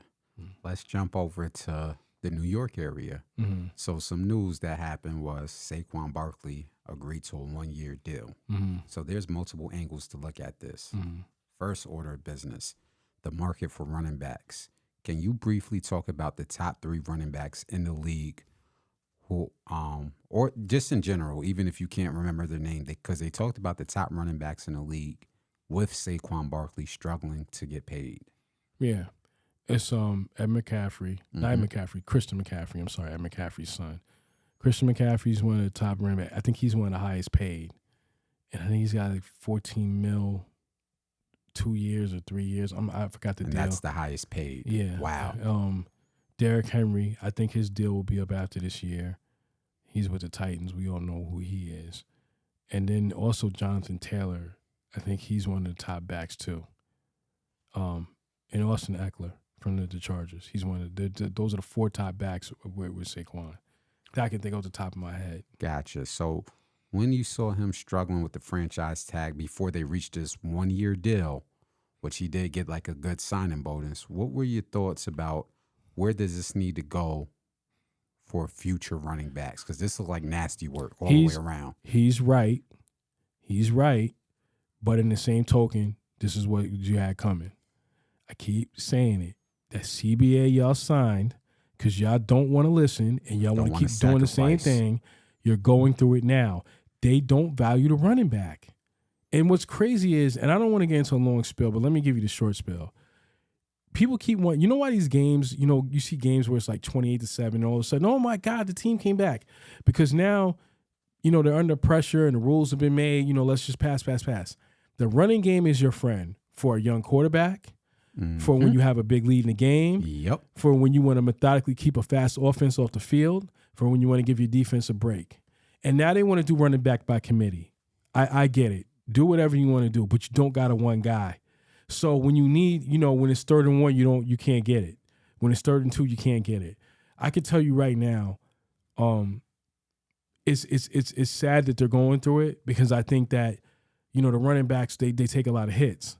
So they put up the most production, but they're getting the less money. So the more production they get, they give to the team, the less chance of them getting a bigger deal. Give you a classic example before I make this other point. I saw DeMarco Murray for I'm gonna call him, another Django character, the owner. And so DeMarco Murray played for the Django character owner, those Cowboys, right? I never forgot he had the most carries in the league. He almost had like 350 to 400 carries. I forgot the stat. He had the most carries ever. The next year, I think the Cowboys threw him away like yesterday's trash. Wow. They let him go. They let him go take a deal with Philly. They let him walk out the door. I think within 2 years he retired. It's too many hits. They didn't balance it. They used him up and they didn't give him a deal and reward him. I think the final decision, how the owners really feel about the running backs, how the league really feels about the running backs is when Jim Irsay said, because I think Jonathan Taylor's holding out, and he said, they don't really care. In basically so many words, he just basically said, he's like, the NFL is a big conglomerate, and even with me, the NFL will go on, and without him, the NFL will go on. And I get what he's saying because he tried to smooth it out, like even with me, with or without me, the NFL will go on. You don't say that about a player that done come in there and played all those games and took all and gained all those yards. That kid deserves the money. Because last time I checked in Indy, ever since ran Peyton Manning out of there and then brought Andrew Luck and let him get beat to hell, your running game is the only thing that's been consistent. I don't know why you even make a comment like that. And Irsay with all his drug related issues, I don't know why he even talking. But anything, make a long story short, this is what they get. This is what they get. Not to cut you off, Stephen A. Smith made one good point on this topic. He said, if you want to do something for the future, something needs to change in the CBA because you already have to play 3 to 4 years in college, meaning the running back is coming out at 22 years old. Uh-huh. Then after your 4-year rookie deal, you're already 26 and they can franchise tag you twice. Meaning by the time you get done franchise tagging, you're 28. Mm-hmm. By then, they're already calling you a veteran saying he only got 2 more good years left. So what Stephen A. Smith suggested, and that CBA for the future, y'all need to need to rally around running backs being able to come out of college early, even 2 years early. That 2 years will make a difference. It's the CBA. They have to. DeMaurice Smith, I'm hoping I'm saying his name right. He made a good point because I've been on him hard about his decision making. He made a good point because he was on a Pivot podcast. He said, I talked to the players about this. He said, I keep talking to them, and the first thing out of their mouth is, well, I only got 3 or 4 years or a few years in the league, man, so I'm just kind of worried about that. And he's trying to tell them, you got to sacrifice now for the back end. Yeah. Maybe it wouldn't be 3 or 4 years and they throw y'all, like I say, it's trash if y'all hold ground, but y'all don't want to hold ground. So I can't get them to hold because they just worried about now. Like now. Stephen A. Smith said something one time. He said, these players just want to get in there and get their money. They're so concerned they're forgetting about what they're giving up. Did you see that they just made some law in the NFL, not to sidetrack, about because of the sexual assault thing? Like if you get in trouble one time with sexual assault, it's automatic 6 to 7 games. If you get in the second time and you get accused, you're automatically banned from the league. So Goodell's just making up as he goes along. It's just like with Deshaun Watson, which we'll have that conversation a little bit. When they made the 6 games, even though the judge didn't like what he heard about the accusation of Watson, he's looking at Goodell like, yo, you agreed to this. So Goodell didn't go by the CBA rules. What he did is he went back, turned around, and said, I'm going to go find somebody else, and I'm still going to suspend them for 11 games. And I'd be honest with you, I think Watson wanted to keep fighting it. Like, yo, you kind of playing me, man. Like, I done took this to court. The people that were accusing me what I got accused of couldn't indict me, and you still punishing me. And he said from day one, I've held my innocence. I've always said I didn't do what they accused me of. And I went to court and fought it. And you still punishing me just because I got accused. To put it on perspective, even with the running back thing, y'all keep agreeing to things, and then when it comes biting your ass down the line 3-4 years, how many times have I been in this podcast, or me and you been on conversations on the phone or been in person, and I'm telling you, I'm like, yo, they're going to sit there and they're going to play themselves. Yep. And then when it come down crashing, it's going to bite them in the ass. They're going to come crying, and just like Saquon is like, well, they don't care about me. Well, I hope he was on that podcast. Remember that? He said, yeah, they don't care about me. Oh, well, maybe you should have thought about that for you to sign that CBA. But it's hard. See, the difference is you have 32 owners that even if they can't stand each other, they're on the same page. You got thousands of the precedent to be set. Facts. You got the players who, even with the draft kids, the vets, and the players that's in their prime, you can't get them all on the same page because they won't stick together. Shannon Sharp talked about that. He painted a good picture. He said, imagine, he said, I'm with the players. Making, in other words, like I'm with holding out. I'm all with it, right? Let's threaten the season. But then you always got somebody that's willing to sell their soul. They'll go cross the lines. So at some point, if we don't all stick together, it is what it is. But I'll be looking. I don't feel bad for him. I don't feel bad for him because you went into this CBA, and now it's all coming back to bite you in the ass. It's gonna be a good transition. And I want you. It's like what you asked me. How many times have I sat here and said they are playing themselves and this is all going to come back? I said this years before. When they did that whatever this CBA got agreed upon, I said it from day one. And now it's rearing its ugly head with the Watson thing. It's rearing its ugly head with the running back situation. It's rearing its ugly head with the way Goodell is punishing players and making rules. It's rearing its head.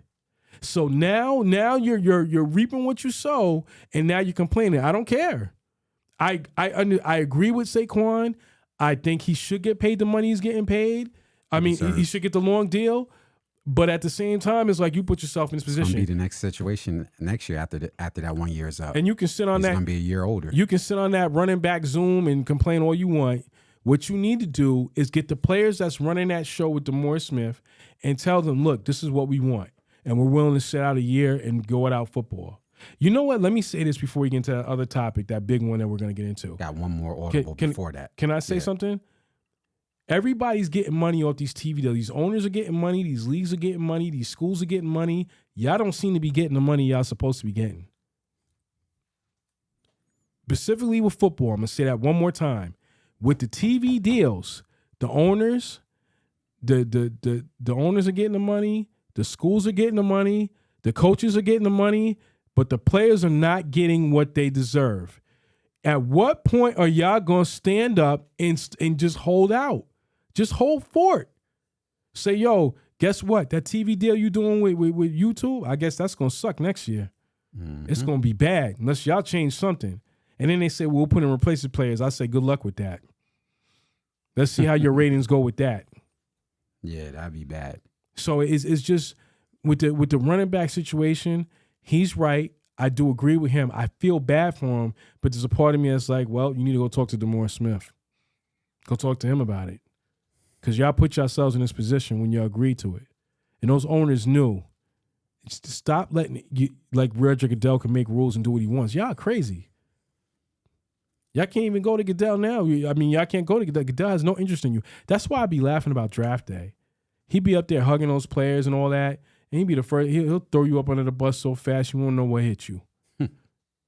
Why are you hugging that dude, man? Why are you so happy about that? I know it's your moment with your family, and you're thinking you're going to get them out of generational wealth. I want you young boys that's trying to get into the NFL to look at Saquon Barkley.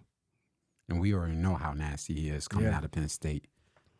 Shout out to the NFL players, man. More power to you. I hope y'all figure it out. Yeah. So I wanted to give one last topic before we go to the big topic. Mm-hmm. Since we're talking about money in sports, a player from the Celtics, I'm not wearing his jersey, but from the Celtics, just signed one of the biggest contracts right now for NFL NBA players, which is Jaylen Brown. Mm-hmm. Shout out to Jaylen Brown, because we didn't know where this was going as Celtic fans. Mm-hmm. He's holding out, got his 5-year contract, $300 and some odd million. Reason why I bring up his contract is for two reasons. First reason is showing the wage gap disparity in the league. Mm-hmm. When I text you earlier, they were talking about how if you follow basketball, we noticed with this new CBA, because we were just talking about the NFL CBA, with this new CBA, the middle of the salaries are hollowed out.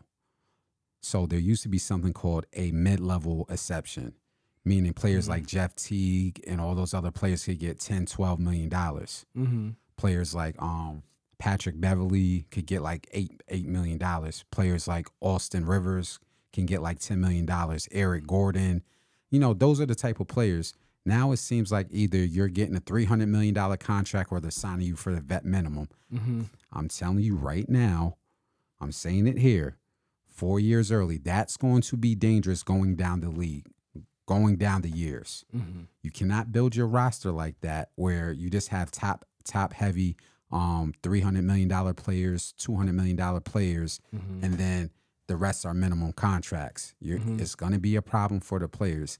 Yeah, players, whoever was on that CBA panel for the National Basketball Players Association, y'all got some stuff right in this new CBA. That's one of the things y'all got wrong. Yeah. So in 4 years, when this comes up again, y'all need to get back to that table and renegotiate. I love Grant Williams because I think he's the vice president over there and a few other players, but that's one of the things I'm telling you right now. People are like, yo, where did the mid-level money go? You mean to tell me now I'm 28 and I got to sign a $2 million contract when 3 years ago I probably could have got 15? Yeah. I'm going to say that again. Mm-hmm. 3 years ago, like a player like Austin Rivers could have got 15, could have got 12. Right. Those players are now getting $2 million contracts on 1 year. That's horrible. Well, I ain't know that. So just put that gem out there for future references for our NBA fans. We're going to see how this is going to be hard to sustain teams and build teams moving forward based on the language that was included in the new CBA. Mm-hmm. That's one angle. Shout out to Jaylen Brown. As a Celtic fan, I've been a Celtic fan since the early 2000s. Can I cut off? Can I intervene on this? Go ahead. You think he deserved that money? Now you've. That's what I wanted to know. I'll let you go, but that was the one question I wanted to ask you about that. Now he gonna put me on a hot seat. I wanted to ask you about that. So there's two sides of me. There's the fan side, then there's the business side. You remember how you just named all those TV deals? Yeah. So I had to look at it from the business side. With the TV deals and everything that the NBA is getting and these owners making billions of dollars, as much as the fan side of me might say he deserved a little bit less, the business side is saying get all that. Right. Get every dime of it because they'll make you expendable Yeah. like the NFL. Isaiah Thomas. Yeah, like Isaiah Thomas. The fan side of me is saying two things. I thought even last year when we talked about this that the Celtic window wasn't as big as us as fans was making it. And yeah, Celtic fans could hold me to this. Everybody's like, oh, Jason Tatum is 24 and Jaylen Brown. Oh, we got them for 10 years. And I'm like, yeah, you might have them for 2 years, especially with this new seat. Well, at least Jaylen Brown. Right. But you got a generational talent who's 6'6", who puts his body on the line, who's healthy. I'll say it again, who's healthy. Not Anthony Davis, who just signed 3 years, $168 million, who is healthy, who plays. So if you want to keep this team together, at least that part of it, you had to give him this bag. You come at him with $200 million, he's telling you, bye-bye, I'm going to Dallas. Or I'm going to Miami. Right. And I'll be paid over there and be the main person. There's a little side of me that's saying you need to hire a dribbling coach. You better find, as a Celtic fan, this is some constructive criticism. Yeah, you're athletic. Yeah, you can shoot, but you need to hire a dribbling coach because you should not be turning the ball over like that as an all-star level player. Right. You should not had the Martin twins come out saying, we already had the game plan. The game plan was to force him left because he can't dribble. Not as an NBA player. They should have never came out and said that. Right. That was an indictment, you know. But shout out to Jaylen Brown. To answer your question, from a business aspect, yes, and a fan aspect, yes, if you want to keep this together. Because if not, you got to cut the cord and trade him for pieces and first-round draft picks. Yeah. So the interesting part of Jaylen Brown getting this contract is people know Jaylen Brown, when he got drafted, they called him the smart player, which fed into a stereotype. Is he going to be good in basketball? You know, he went out to the big school in California. They didn't even know where this was going. So people know he's Muslim. Shout out to him. He travels. He networks with people. He was out there with Mahmoud Abdul-Rauf, you know, talking behind the scenes. And so they asked him, what do you plan to do with this money? You know, like they got to ask us, we're going to buy Benzes and cars with our money and stuff like that. And he talked about the racial wealth gap in Boston. So before he talked about it, I already heard about the wealth gap in Boston, like the wage disparity. So wealth in Boston, you can pull up an article, it will tell you that between black families, and you're going to think I'm making this up, it's like $8.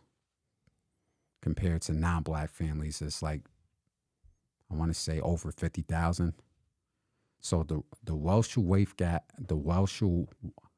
I got to say this right because I have a little list. The racial wealth gap in Boston for black families is $8.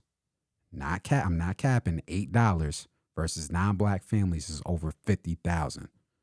Now there's a difference between salary and wealth. They're talking about your accumulation of assets. Meaning black families are barely surviving in Boston versus non-black families who have at least a median wealth of 50 to 80 or 100,000 based on homes and stuff like that. So he talked about contributing to programs in the Boston, Massachusetts area that can at least stimulate the economy and make programs for black people. Right. Now I find that interesting because we're in interesting times where that isn't looked too fondly upon. Like people are trying to find a way to flip that and say, oh, well, you have to make it inclusive for all people. What are your thoughts on him saying specifically that, and specifically he wanted to create Black Wall Street in Boston? I love it. I think that this is what we should have been doing before. But nobody was having the conversations. Like J.R. Smith was saying, he's like, yo, we ain't having these conversations. We ain't been at these conversations. That's it. It's you put your boys on, which we will all be guilty of doing it. Like Iverson did that. What if Iverson took that money and went back to his neighborhood and started businesses instead of buying that iced out diamond bracelet? What if him and Vic went back to their neighborhood and started business and started bad news and made it good news? You know what I'm saying? So yeah, I'm glad that I'm gonna believe it until he shows me not. Like this the statements you should be making. These are the conversations you should be making. I'm wondering how, because I know LeBron is trying, at least with his crew, they have changed the game. I'm just wondering how and why all these players in the league, especially this new TV deal and getting all this money, they're not having these conversations. I made a statement on TikTok is that these new age players, at least in basketball, I'm not talking about football, but at least in the NBA, are going to reach $500 million in net worth before they're 35. Jaylen Brown, before this contract, he was on a $100 million contract before. So already in NBA money at the age of 25, I think he turns 26 this year, he's going to be within contract made $400,000 by the time this contract is over when he's 30 years old. $400 million. Then he's going to re-sign again, meaning by the time he's 31, 32, he's going to make upward to $600 million. Wow. That's just Jaylen Brown. We ain't talking about Nikola Jokic, Steph Curry, the newer players under LaMelo Ball just signed for $200-something million. He's 21 years old. I hope he's going to get another contract by the time he's 27 for $300 million. Is Tatum Tatum contract is up next year. He's going to be making $350 million. I hope him and Brown have a conversation. Because now that's two players on the team that's going to be worth $500 million. Yeah. That's the new contract model for the NBA. So in saying that, going back to your point, for all the people that want to impact their community, I'm not telling you to just hire anybody and throw money up in the air. Yeah. But if you want to impact your neighborhood, your communities of where you come from, we can now finally say we have the resources to build schools, create jobs, and create industries with that type of money. Facts. Maybe not 20 years ago, but now you got a $300 million contract and you're not even 27 years old. Yeah.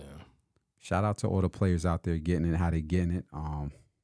Hope I see more Jaylen Brown type mindsets. Yeah, facts. Because if that's the case, we're into something interesting moving forward. And like I said, we'll monitor it, and if it's good, we'll talk about it. And if it's not, we'll criticize it. Yeah, facts.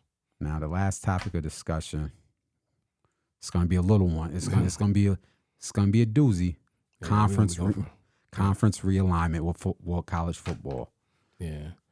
And being that, the season is about to start soon, not to cut you off, I'm sorry. But this is going to be part one because I think I can't even put everything out right now. Well, we'll just go over a summary of it. Yeah. So on our very first podcast last year, we got the clip. We'll overlay the clip or whatever. But we talked about this because there was news of this last year with conference realignment. And we specifically talked about how this is going to affect the Pac-12. Now news has came out a whole year later about the Pac-12. It's no longer the Pac-12. It's now the Pac-4. Can you briefly talk about the Pac-12 losing all the teams that are now going to be transitioned into the Big Ten and how that super conference is being formed, and what does that mean for college football? Yeah, so first of all, let's call it Black Friday. Friday was Black Friday. Okay. By the time it's come out, we'll be way ahead of it. But like today's Monday, Friday was Black Friday. So it was reports that Arizona was going to leave. It was basically, but so much as just what time were they going to do it that day. So it was reports that Arizona was leaving the Pac-12 to go to the Big 12, right? What they were fearing was that Arizona State and Utah was going to follow them, and by the time the day ended, Arizona State, Utah, and Arizona left for the Big 12, but they weren't done yet. Then later on that night, shout out to Oregon, like a thief in the middle of the night, Oregon and Washington announces they're going to the Big Ten. This is all in one day. So at this point, uppercuts everywhere. At this point, it's like only 4 teams. So everybody's kind of looking like, what the hell is going to go on? So to kind of give it's going to create a super conference. Remember I told you last year you were talking about a super conference. The super conference. There's going to be a super conference. I think they initially tried it, but it was too much resistance because what happened in the Pac-12, and part of it is their fault. They didn't. I forgot the numbers. I don't have the numbers in front of me, and I think part 2, we'll do that. But it was somewhere in the range of in the Big Ten, there were certain schools that were getting like $60 million, $50 to $60 million. Talk about it. Some schools that are joining that Big Ten conference only getting $30 million, but it'll go up, right? So the effects is the super conference is coming. Let's just let me just be honest about that. The super conference is coming. I'm going to say that one more time. The super conference is coming. There's nothing you can do about it. It's going to come. The reason Not to why cut you off, because I know you're about to go in. When this super conference was formed, and I know you're going to get to it, who does this benefit the most? As far as what, the players and the just in general. Well, it'll benefit the players and it'll benefit both sides because the NIL deals is helping the players. As much as the coaches want to sit there and act like they're bothered by it, they ain't gonna say nothing as long as they getting those checks. Because the money that Nick Saban gets paid and Kirby Smart and all those dudes, who, by the way, as a side note, let me put this out here.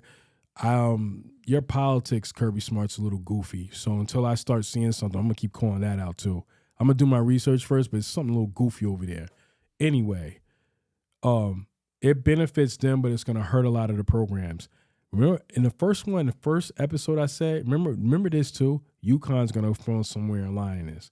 I know they left that AAC because they felt like it wasn't a good spot for them. You ain't Notre Dame. You can't be independent. And just because you don't, I just don't think that's going to happen. At some point, they're going to fall in line because Notre Dame didn't fall in line yet. But the super conference is coming. If you notice, the Big Ten has basically just destroyed the Pac-12. So the Pac-12 is going to have to either try to align with the Western Athletic Conference, the WAC, because the WAC schools can't leave. If they leave, I think there's an agreement on the table that says they got to pay $30 million. The Mountain West, the exit fee. The exit fee is $30 million. Good luck with that. And this has had a whole roll downhill effect. There's so many ways I could start this, but let me start with the Pac-12. So the Pac-12 lost all their schools. There was a dude by the name of Larry. Oh my God, what's his name? Larry Scott. The Pac-12, when everything was starting to go, because remember Oklahoma and Texas went to the SEC. Remember that was announced? Yes. The Pac-12 had an opportunity to kind of join a line with ESPN. They started their own TV network. They said, we're the Pac-12. They had UCLA and USC, California, Stanford. They had 12 schools. They had a pretty good, run. They had a pretty good movement. When they initially started trying to look for TV deals, ESPN came to them and said, look, we'll rock with you, but we're going to go 50-50. The commissioner said no, the guy at the time. So they don't have a TV deal. They just have the Pac-12 TV. I don't think they had the following. I think there was arrogance, cockiness. I think what hurt the Pac-12, and this would have never happened, once they saw the money that they were going to get, they, like Texas and Oklahoma, and I think this is before USC left. Texas and Oklahoma was going to get paid for this to go to the SEC, right? Millions of dollars. USC is looking at it as like, we're the big boys on the block. And I think with the Pac-12 network, they were getting the majority amount of the money. But at some point, it evened out like everybody's going to get the same amount of money in the Pac-12. USC said, no, we not. We can go over here to Big Ten. We're going to get twice as much as what we can get over here. I think there was reports. And like I said, I'm kind of not all over the place, but I'm just pulling everything out of the main points because there's so much we got to go over with this. the Pac-12 had a deal on the table from Apple TV saying, hey, Apple TV is like, we're going to offer $20 million. These schools, to give you an idea, these schools are looking for somewhere between $30 to $60 million for each school. For each school. Each school is looking for between $30 and $60 million, right? Even the low-level ones. Right. So if Apple TV is offering a $20 million deal. Not good enough. What are we doing? Buddy. So USC's like, we're out. UCLA said, we following right behind you. And they went to the Big Ten.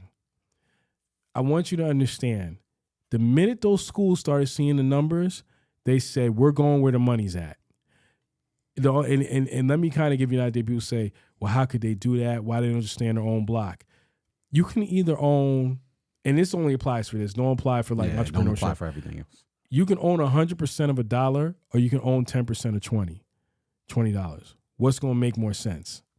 So to make the point of what I'm making, the Pac-12 was kind of a little arrogant and cocky, and when it came down to it, they were looking at everybody else thinking that nobody could take their schools. When in actuality, everybody took their schools. And you said it last year. Yeah.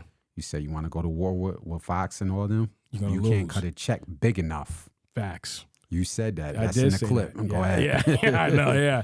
So the networks are looking like, yeah, okay, whatever. So they got them. They took the majority of the Pac-12. Even when USC and UCLA left, well, you still got Stanford in California.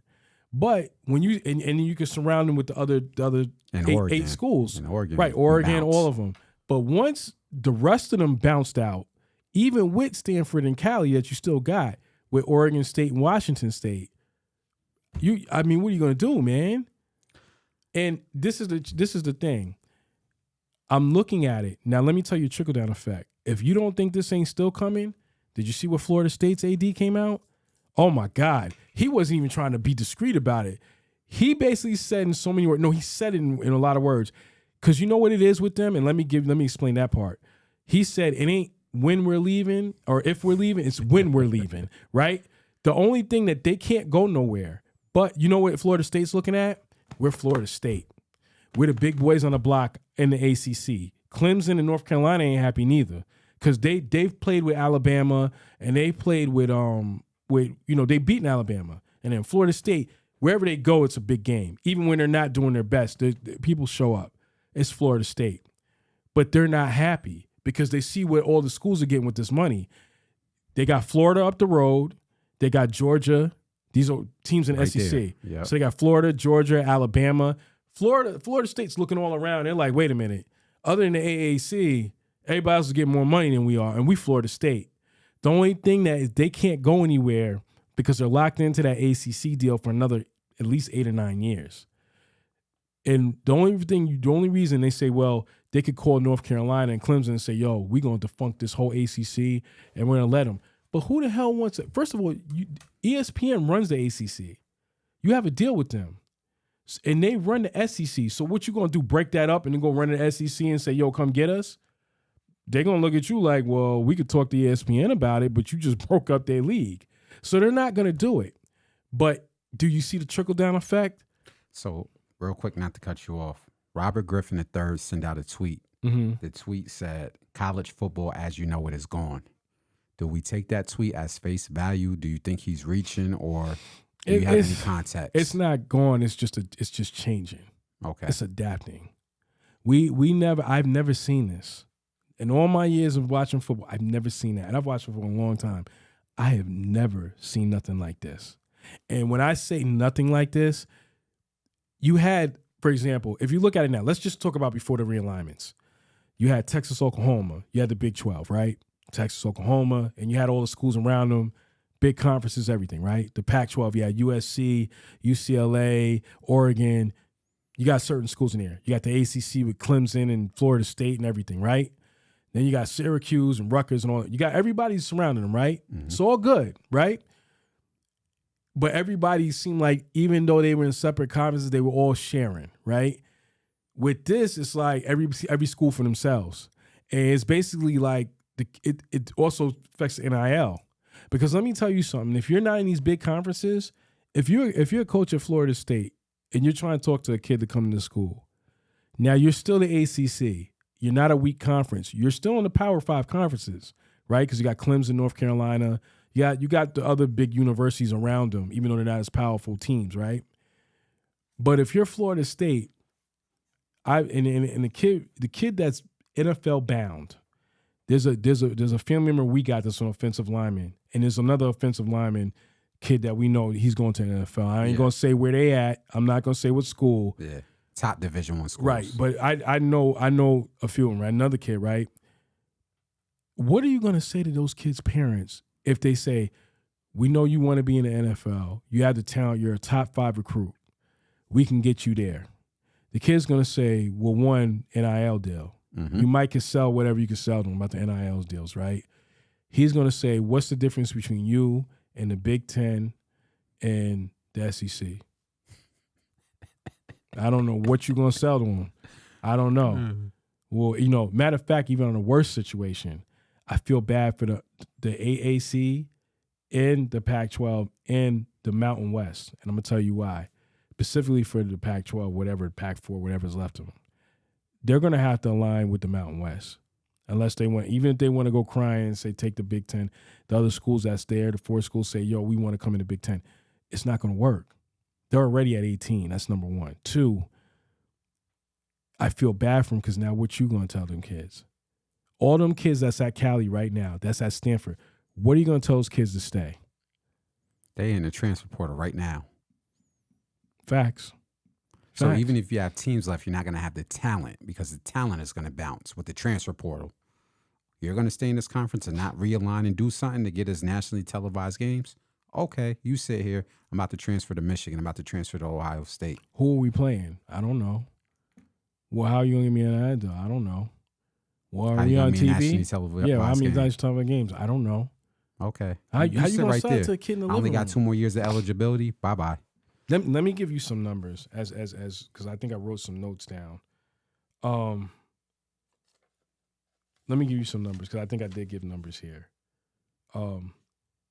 USC and UCLA, $60 million for that's how much they're getting for leaving. Oregon and Washington, $30 million each. Colorado, ASU, Arizona State, Arizona, and Utah, all $37 million. And when is that in effect? This season or next season? Next year. So next year, they're all going to the conferences they had. Because a lot of the conferences like, yo, just go, man. Like some of them have deals, but someone's like, just go. You might as well because you're going to pull the plug.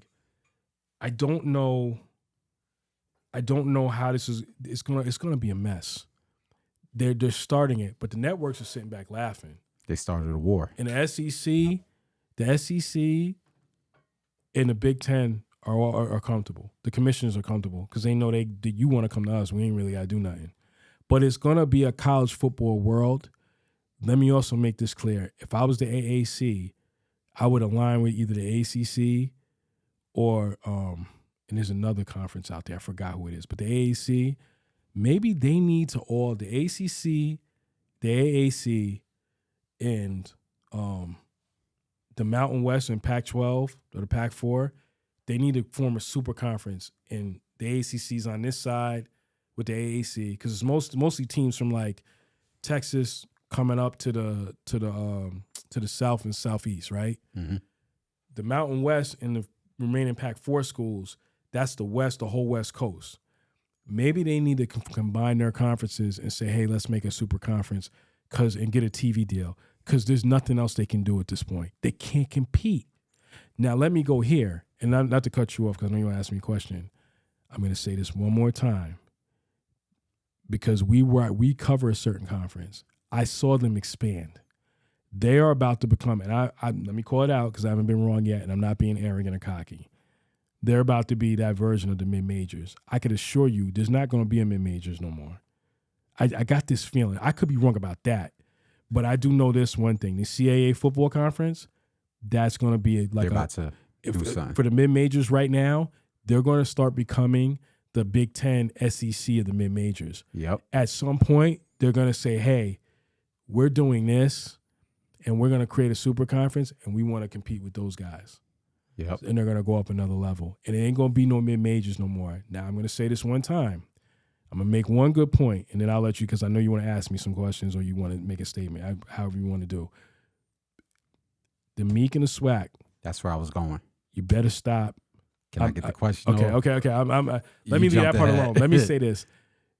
For whatever reason with the CAA, I did see this. You know what? Let me stop before. Let me let you ask what you was going to ask. Well, you was about to go right into it. And this is going to be the final part before we wrap this up. Mm-hmm. Before you about to jump to where you was about to jump to. Yeah. Well, all the conference realignment, we had to talk about HBCUs in football. The Meek and the SWAC. Because I asked you this question last year. I said, with all this conference realignment, what does this help or hurt the HBCU schools with the Meek and the SWAC? I asked you that last year. I got to ask you this year. Mm-hmm. How does this new conference realignment hurt the talent pool looking at HBCUs and the Meek and the SWAC? What do the Meek and the SWAC need to do to at least survive this tidal wave? Because this feel like when 50 Cent hit the rap game and JC said, a tidal wave is coming through. Y'all better get your projects off. A tidal wave with conference realignment is happening. What do the Meek and the SWAC need to do so they don't get flooded? They need to combine forces. Either that or let me put this in perspective. Let me bring up just one jewel. So we cover CAA football. Hampton and North Carolina A&T are both in the CAA. So that's 2 universities. Tennessee State is in Atlantic Sun Conference, if I'm not mistaken, or Missouri Valley, I'm sorry. That's 3 HBCU universities. Just put your pride aside and call them and say, yo, let's make this a super conference and start competing, because I'm telling you they're going to get left in the cold. When I'm looking at the media days, they look so comfortable. I think, let me say something. Deion was trying to get he was trying to get everybody on the same page. They didn't want to do it. I can assure you, you're going to be knocking on somebody's door to get in their program. They don't really cater to HBCUs like that. So the CAA, which much respect to them, they reached out. The CAA ain't stupid. They see it.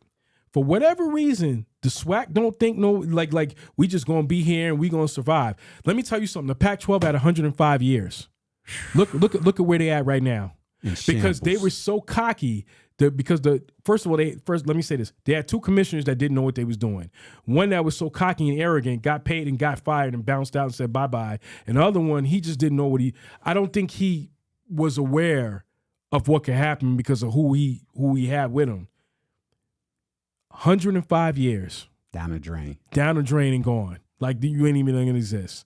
I'm telling you. And I hear the rumblings, like what you said, they could add 2 teams and make a conference, because that's what the Meek did. They stuck with 6 schools. It's only a matter of time. You either are going to get with the program and adjust and adapt. It's kind of what we was talking about when we started with the political thing. Remember what I said? We're no longer doing this. You know why the generation, I'm not trying to sidetrack. You know why the older generation, the younger generation wasn't getting along? And I'm not disrespecting my grandparents, who is. They came from a culture where this was the way things were done. And they thought that working hard and doing this was going to get us to another level. It got us to a certain level, but there was another level that we missed. We weren't talking about politics. We weren't talking about voting. We weren't talking about how to become politicians. We weren't talking about doing what other cultures do, becoming lawyers, doctors, creating things in our community so we can empower our culture, right? We're now figuring that out, like what happened in Alabama. We not singing praise Jesus overcome and hope the system takes care of it. We took it into our own hands. It's the same thing with the Meek and the SWAC. You either adapt and put it in your own hands and make a move, or you're going to be knocking on a door looking and saying, oh, Lord Jesus, we just don't know what to do. And we the mighty SWAC, that nobody's going to care. Nobody's going to care. I'm going to say this one time. Especially after next year. It's only a matter of time.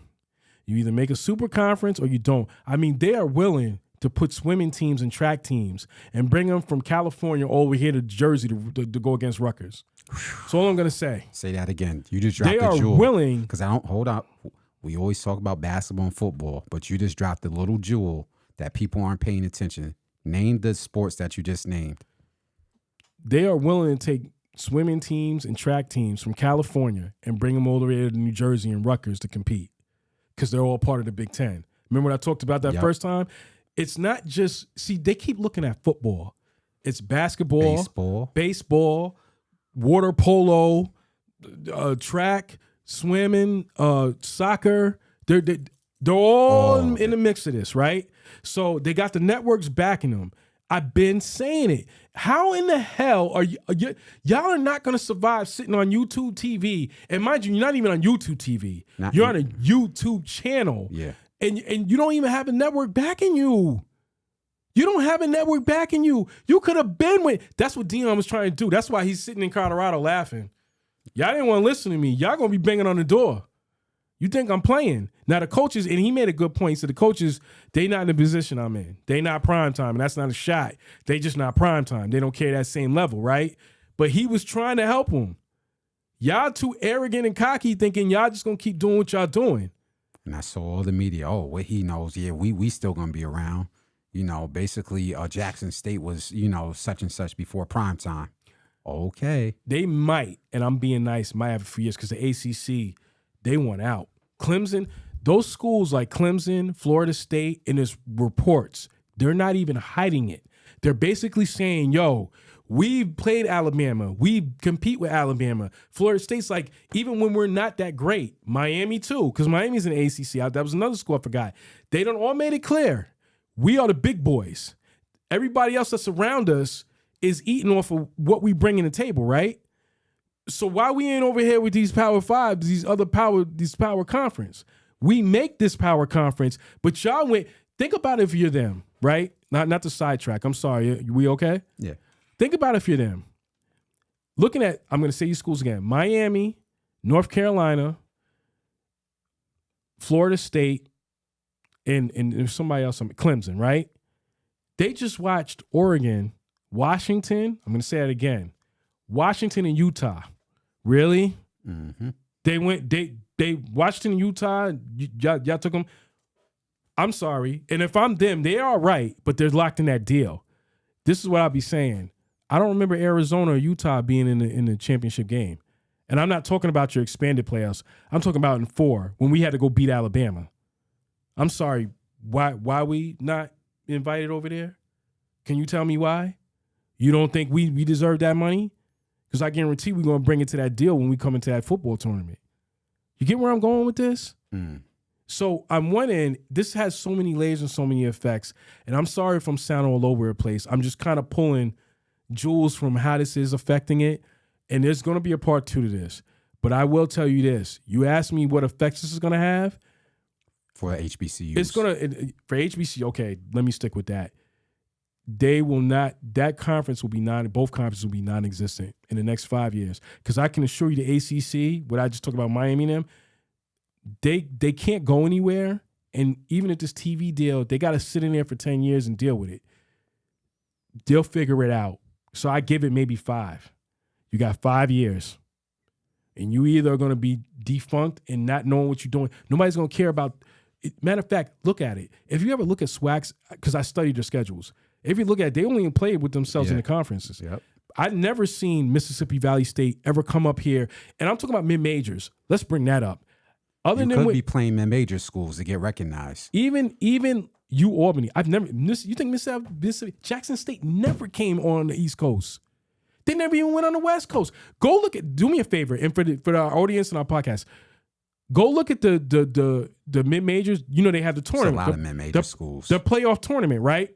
When you look at the playoff tournament, there's I forgot the number, but it's a tournament full of schools. It ain't like 10, 8.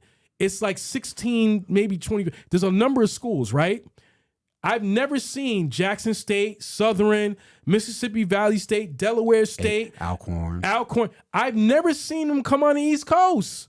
None of them. And the only reason the Meek we see them is because I don't know what their connection is with Albany. We're not just talking about football. We're talking about basketball, softball, all of it. None of them. They never come up here. I don't understand. So you're not even doing it on that level. You're that arrogant? You really think? Let me tell you something. You're gonna get a wake up call in a minute. I can assure you, you are gonna get a wake up call soon. So that commissioner that's in the SWAC, that I don't know his name, and I ain't gonna say nothing derogatory. The commissioner for the Meek, you enjoy it now. You got 5 years. Maybe I'm wrong. I could be wrong, but one thing I am right about: if y'all don't combine together, y'all gonna be up out of it. Y'all gonna be in trouble. Ain't nobody trying to watch no game. You crazy? You haven't even solidified getting attention.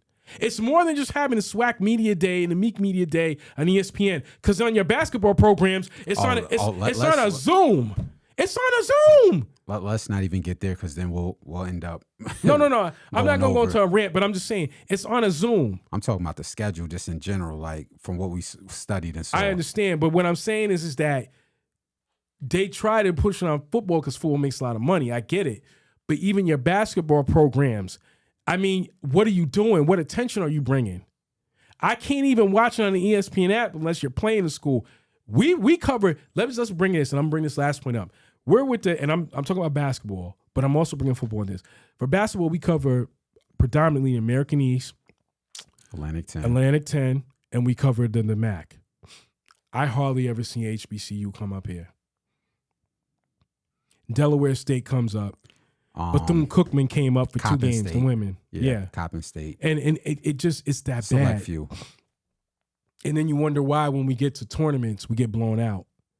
So I forgot who won the Meek, but whoever won, they got blown out. They never had a chance. But it was an accomplishment. I was proud of them, but they never had a chance because they're not competing against them. To be honest with you, so we covered the American East, right? Yes. I would if I was the SWAC, I forgot who won the conference for the men's, I would make them go play Vermont. Every year, I would find the top team in that school in the mid-major conference who made a tournament, and we're going to go up there and go play them. Even if we get beat by 80, we're going to figure it out. We have to. We can't just keep being happy to just be here and there and not getting any money. These networks don't care. You think, even if they go and combine right now, if they go knock on ESPN's door and say, yo, we'll go 50-50 with you, I mean, where the time slot's going to go? For what? Nobody even knows. You're not promoting. So, like I said, there's so many layers to this. This is part one. This is part one. This is going to be a bigger discussion in a couple of weeks when we come back to the podcast. Yeah. Shout out to everybody tuned in, and I'll let you end it Well, off. no, I had so many notes on this. Let me make this clear. And there was another topic we had, but I'll get into it. Let's just say this. It's so many layers to this that we're probably going to have like a longer discussion and have to do this like, a part 2 and 3. But I will say this. It's what I called out last year. I was 1,000% right. For anybody, I don't know if we're going to play that rewind that clip, but if you go back and listen to that clip, I was 1,000% right. I'm pretty sure I'm right about this. And I'll just end off by saying, Meek and the SWAC, I hope y'all take heed because we would like to see our conferences and schools evolve. We would like to see more talent come in for softball, for track, for football and basketball. But y'all going to have to figure it out very soon. He gave you 5 years. That's nice because I'm really 2 or 3 seasons. Yep. But shout out to everybody tuned in, whether it's one person or whether it's 100 people. We had a lot to talk about and discuss, man. Yeah. Stay tuned. We'll be back for more. All right. 1.